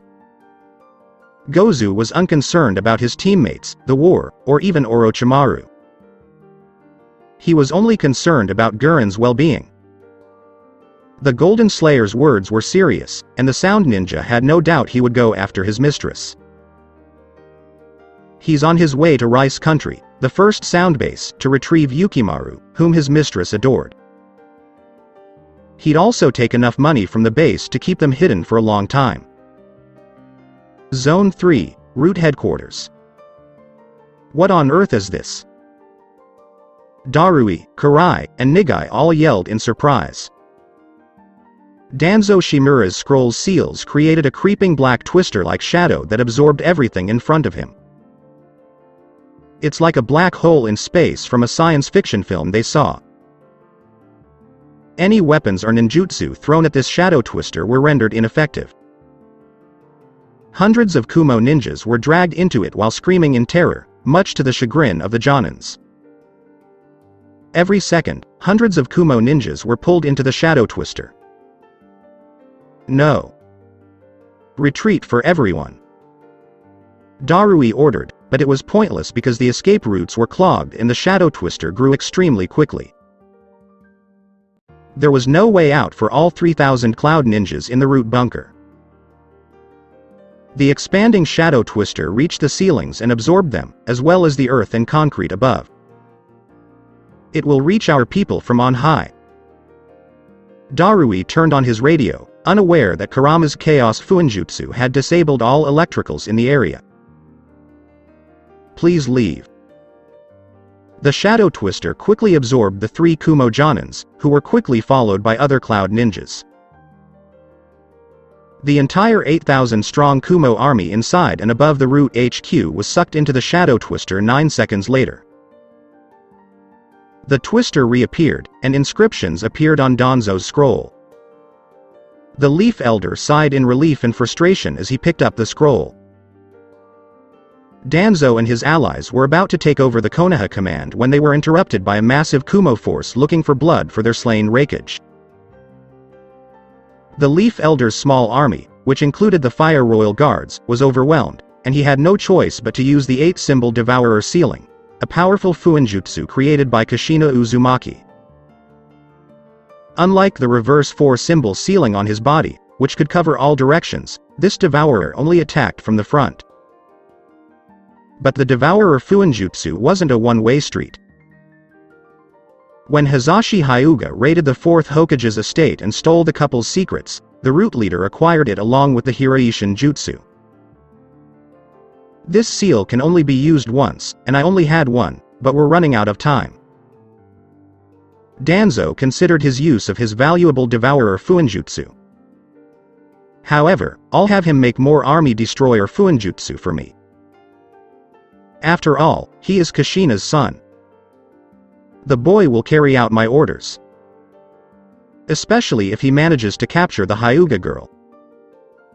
He examined the Devourer scroll, which contained some of his agents, including Tanuki Shigaraki, and thus he couldn't destroy the seal to destroy the Kumo army. Tanuki was one of his best and most loyal agents, in charge of a major Gozu Tenno project. The Devourer Fuinjutsu sealed the entire earth and concrete covering the bunker, allowing sunlight to shine on the root leader and his exposed root headquarters. He was briefly concerned that Tsunade, Hiruzen, and others would search this location, but he dismissed this worry because he had the Fire Crown Prince on his side, and they couldn't touch him. With the death of his father, the Fire Daimyo, the Fire Crown Prince Masashi Madako would be the next Fire Country ruler. The elder looked at the prince, who was still shell-shocked and had soiled his pants from the battle. The heir apparent was raised spoiled and entitled, which made him easy to manipulate in the political world. It had been child's play manipulating him. The crown prince was overjoyed at the prospect of having a harem after a few sweet words about a grand vision to transform Fire Country into Fire Empire and become emperor. He promised to make Danzo the next Hokage, as well as a blank check for conquests to build the empire. Naruto Uzumaki Namikaze, the Kyuubi Jinchuriki and a very powerful ninja who wielded Hiraishin and deadly Fuinjutsu, was the key to making the empire a reality. He could reach the legendary status of Hashirama Senju and Madara Uchiha.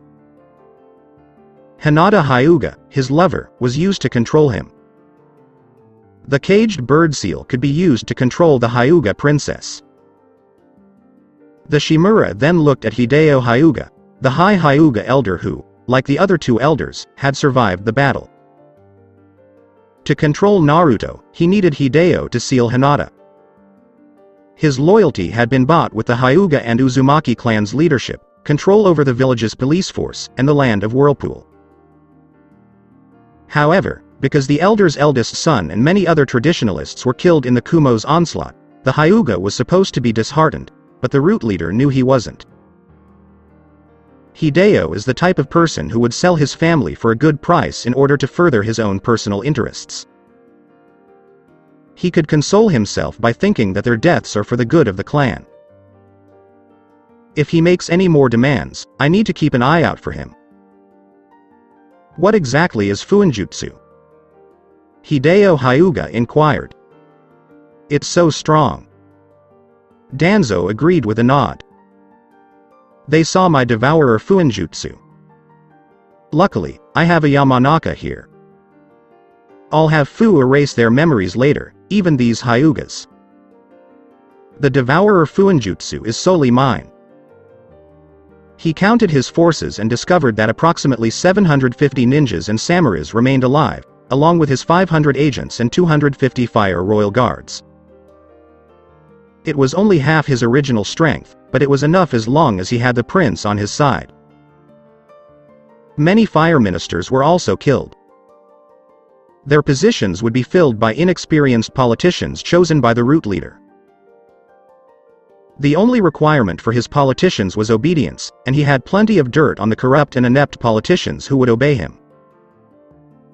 The elder could control them from behind the scenes, and the new fire court would follow his policies.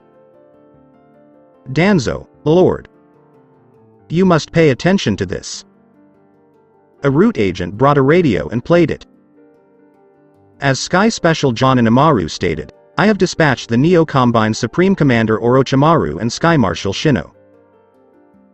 The Snake Sanin was killed by the Kyuubi brat.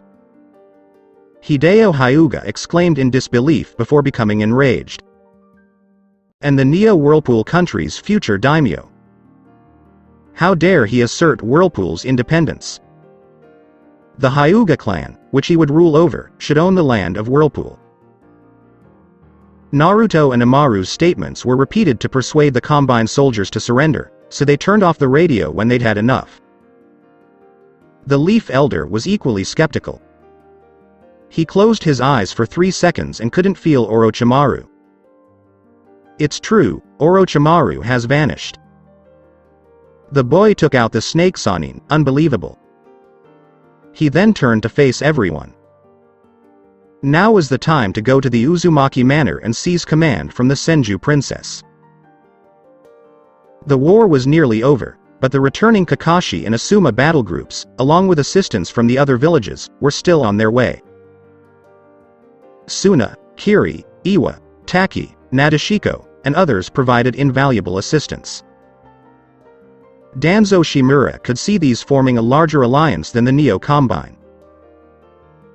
This army would be massive if the Combine remnants were included. Whoever controls this alliance controls the world, and Naruto Uzumaki Namikaze was a foregone conclusion. The root leader saw this alliance as a way to unite villages and countries under one banner. He was determined to take this from Tsunade and Naruto in order to bring about world peace. Hi. All root ninjas obeyed their master's command. Wait a second. Masashi Madako, Crown Prince of Fire, intervened.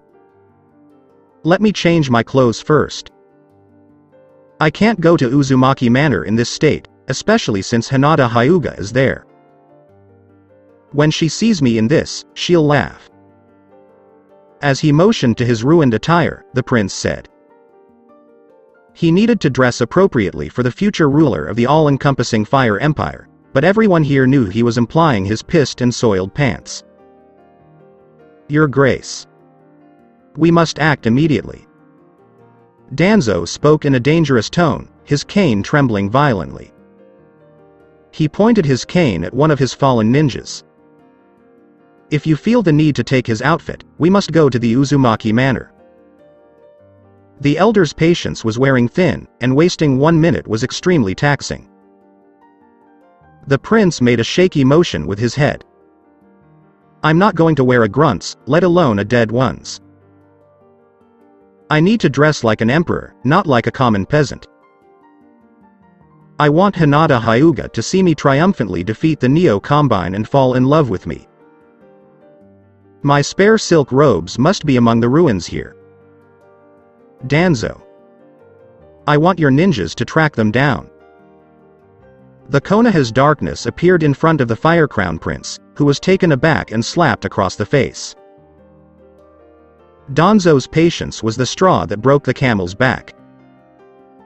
The slap was so powerful that the prince collapsed to the floor. Even the stoic Hyuga elders, except root agents, were taken aback by the scene. Did you slap me? In disbelief, the next fire daimyo touched his bruised face. I am the daimyo, the emperor-to-be. Danzo, I am your leader. Your ruler was slapped. What are you doing? What are you doing? Any man who must say, I am the leader, is not a true leader, Danzo said as he slapped the prince again. And in a critical situation, a true ruler acts immediately and without hesitation. Hideo Hyuga took over. Lord Danzo, you should apologize, but was cut off by Konoha's darkness hard stare. The Leaf Elder was well aware that the Hyuga would take advantage of the situation, but he would deal with him later. With his fist raised, the Leaf Elder looked at his stunned allies. You are all aware that the situation is critical right now.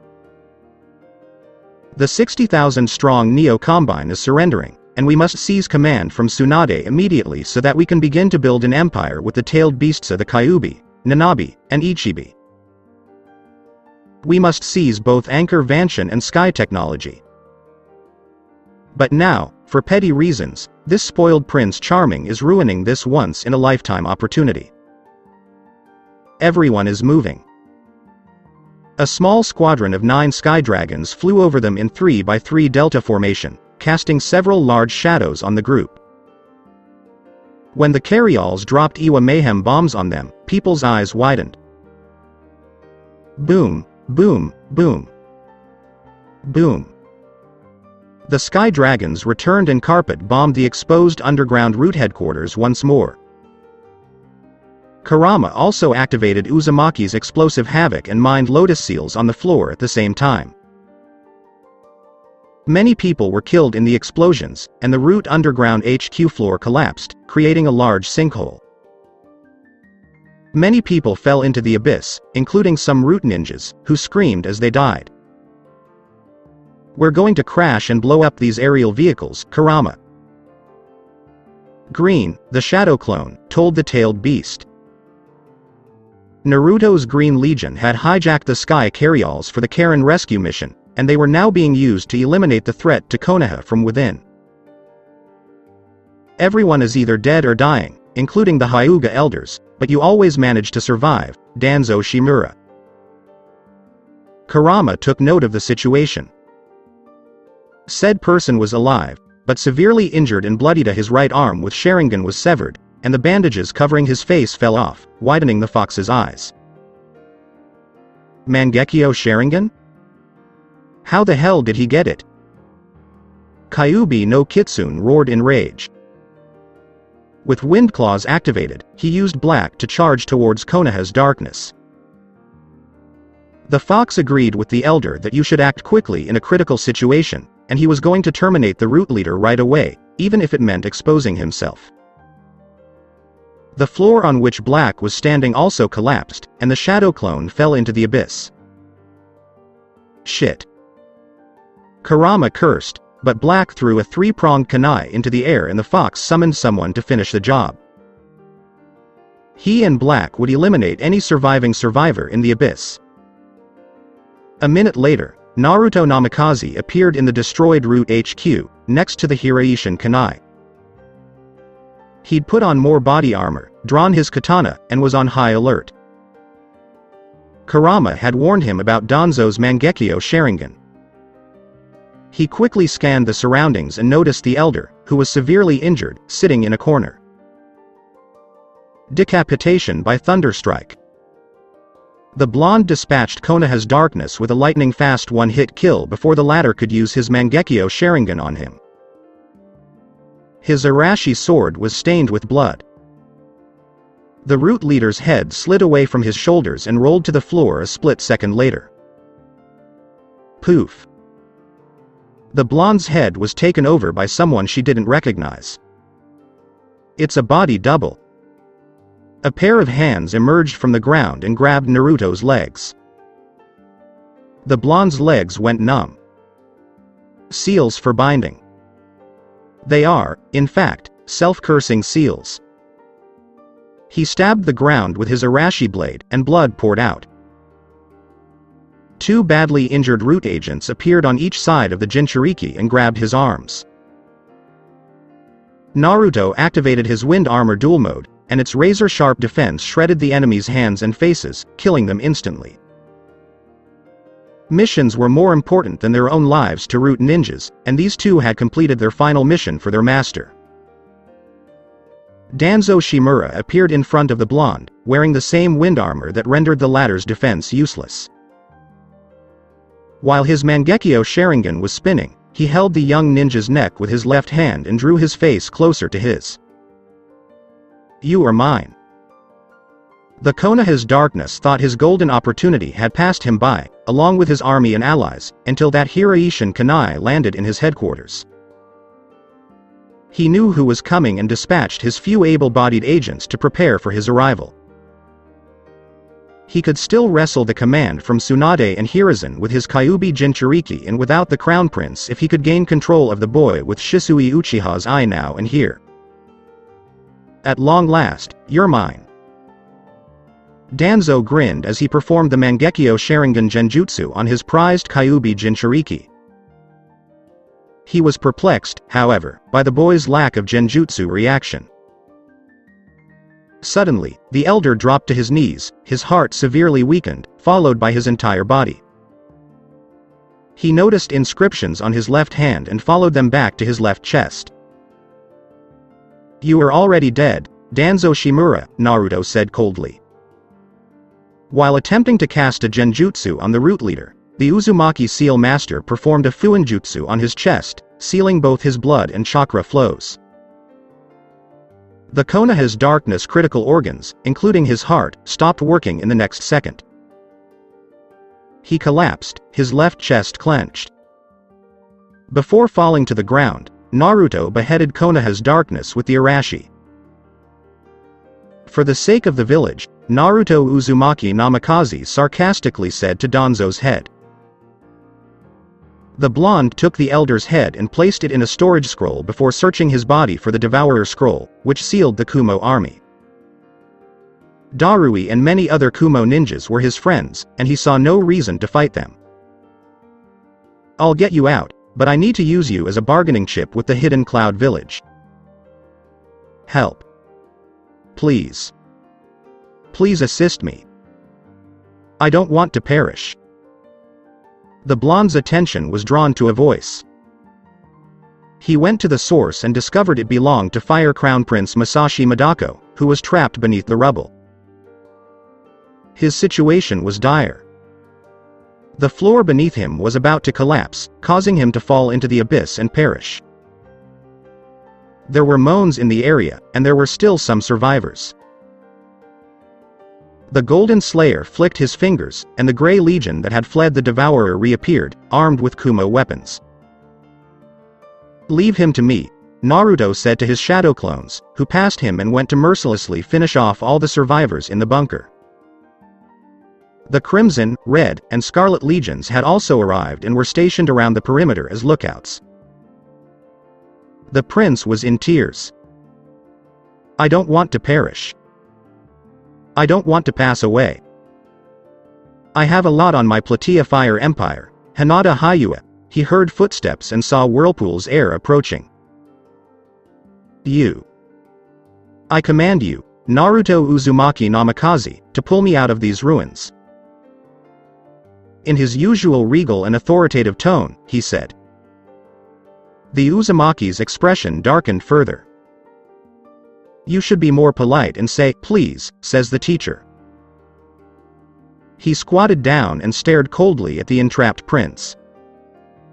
"I believe gravity can teach you respect and humility, as well as the fact that everyone is equal, especially in gravity. This is the royal command. If you do not save me, I will perish." Masashi gave Naruto an order and extended his right hand. "You are going to commit regicide and high treason." Treason. "So, how about you? You were aware of the impending attack and chose to let your father, the Fire Daimyo, perish in the arena. Then you didn't direct Danzo to assist the village." Naruto retorted, his eyes narrowing at the sniveling royal. "You two were clearly plotting something, like seizing the fire throne for yourself." The floor beneath the prince began to crack even more. "Get me out of here right away." He screamed angrily and extended his right hand even further to Naruto. "This is the order of your Fire Emperor." Naruto sighed and moved his right hand to entrap Masashi's hand, who smiled broadly. The blonde quickly withdrew his hand just 1 centimeter before reaching the prince's fat hand, much to the surprise of the crown prince. "Oh. I just remembered you didn't want to shake my hand this morning because you said I have razor-sharp fingernails, and you don't want me to rip off your delicate hand with my claws." Naruto apologized with Kakashi Hatake and Mei Terumi's trademark smile. The prince's face darkened with horror. But before he could say anything else, the floor gave way and he fell into the abyss. WAAARRRGGHHHHHHH. The Golden Slayer landed on the ground. "He's gone, as is everyone else down there and here." Shadow Clone Black vanished and his memory returned. When the blonde processed Kage Bunshin's memory, he realized what Danzo Shimura and the Fire Crown Prince had been planning with the Hyuga traditionalists in the Fire Court. "Man. I'm glad I didn't save that jerk prince for what he wanted to do to Hinata. Also, I'd like to thank Kurama for finally getting rid of these jerks." Naruto clenched his teeth and glared angrily at Danzo's headless corpse. "You even considered taking Gaara? You started this war in order to become Hokage and then start more conflicts in order to build an empire." He unceremoniously tossed the elder's body and severed right arm into a storage scroll. "Are we just a bunch of hounds to you, Jinchurikis? Do you think you can do whatever you want with us and we'll just take it? Fuck you, Fire Empire. Screw the Emperor. Danzo, the Hokage." So that's it for today. I hope you guys enjoyed it. Don't forget to like, share and subscribe to the channel for more awesome stories like this. Thank you. See you all in my next video.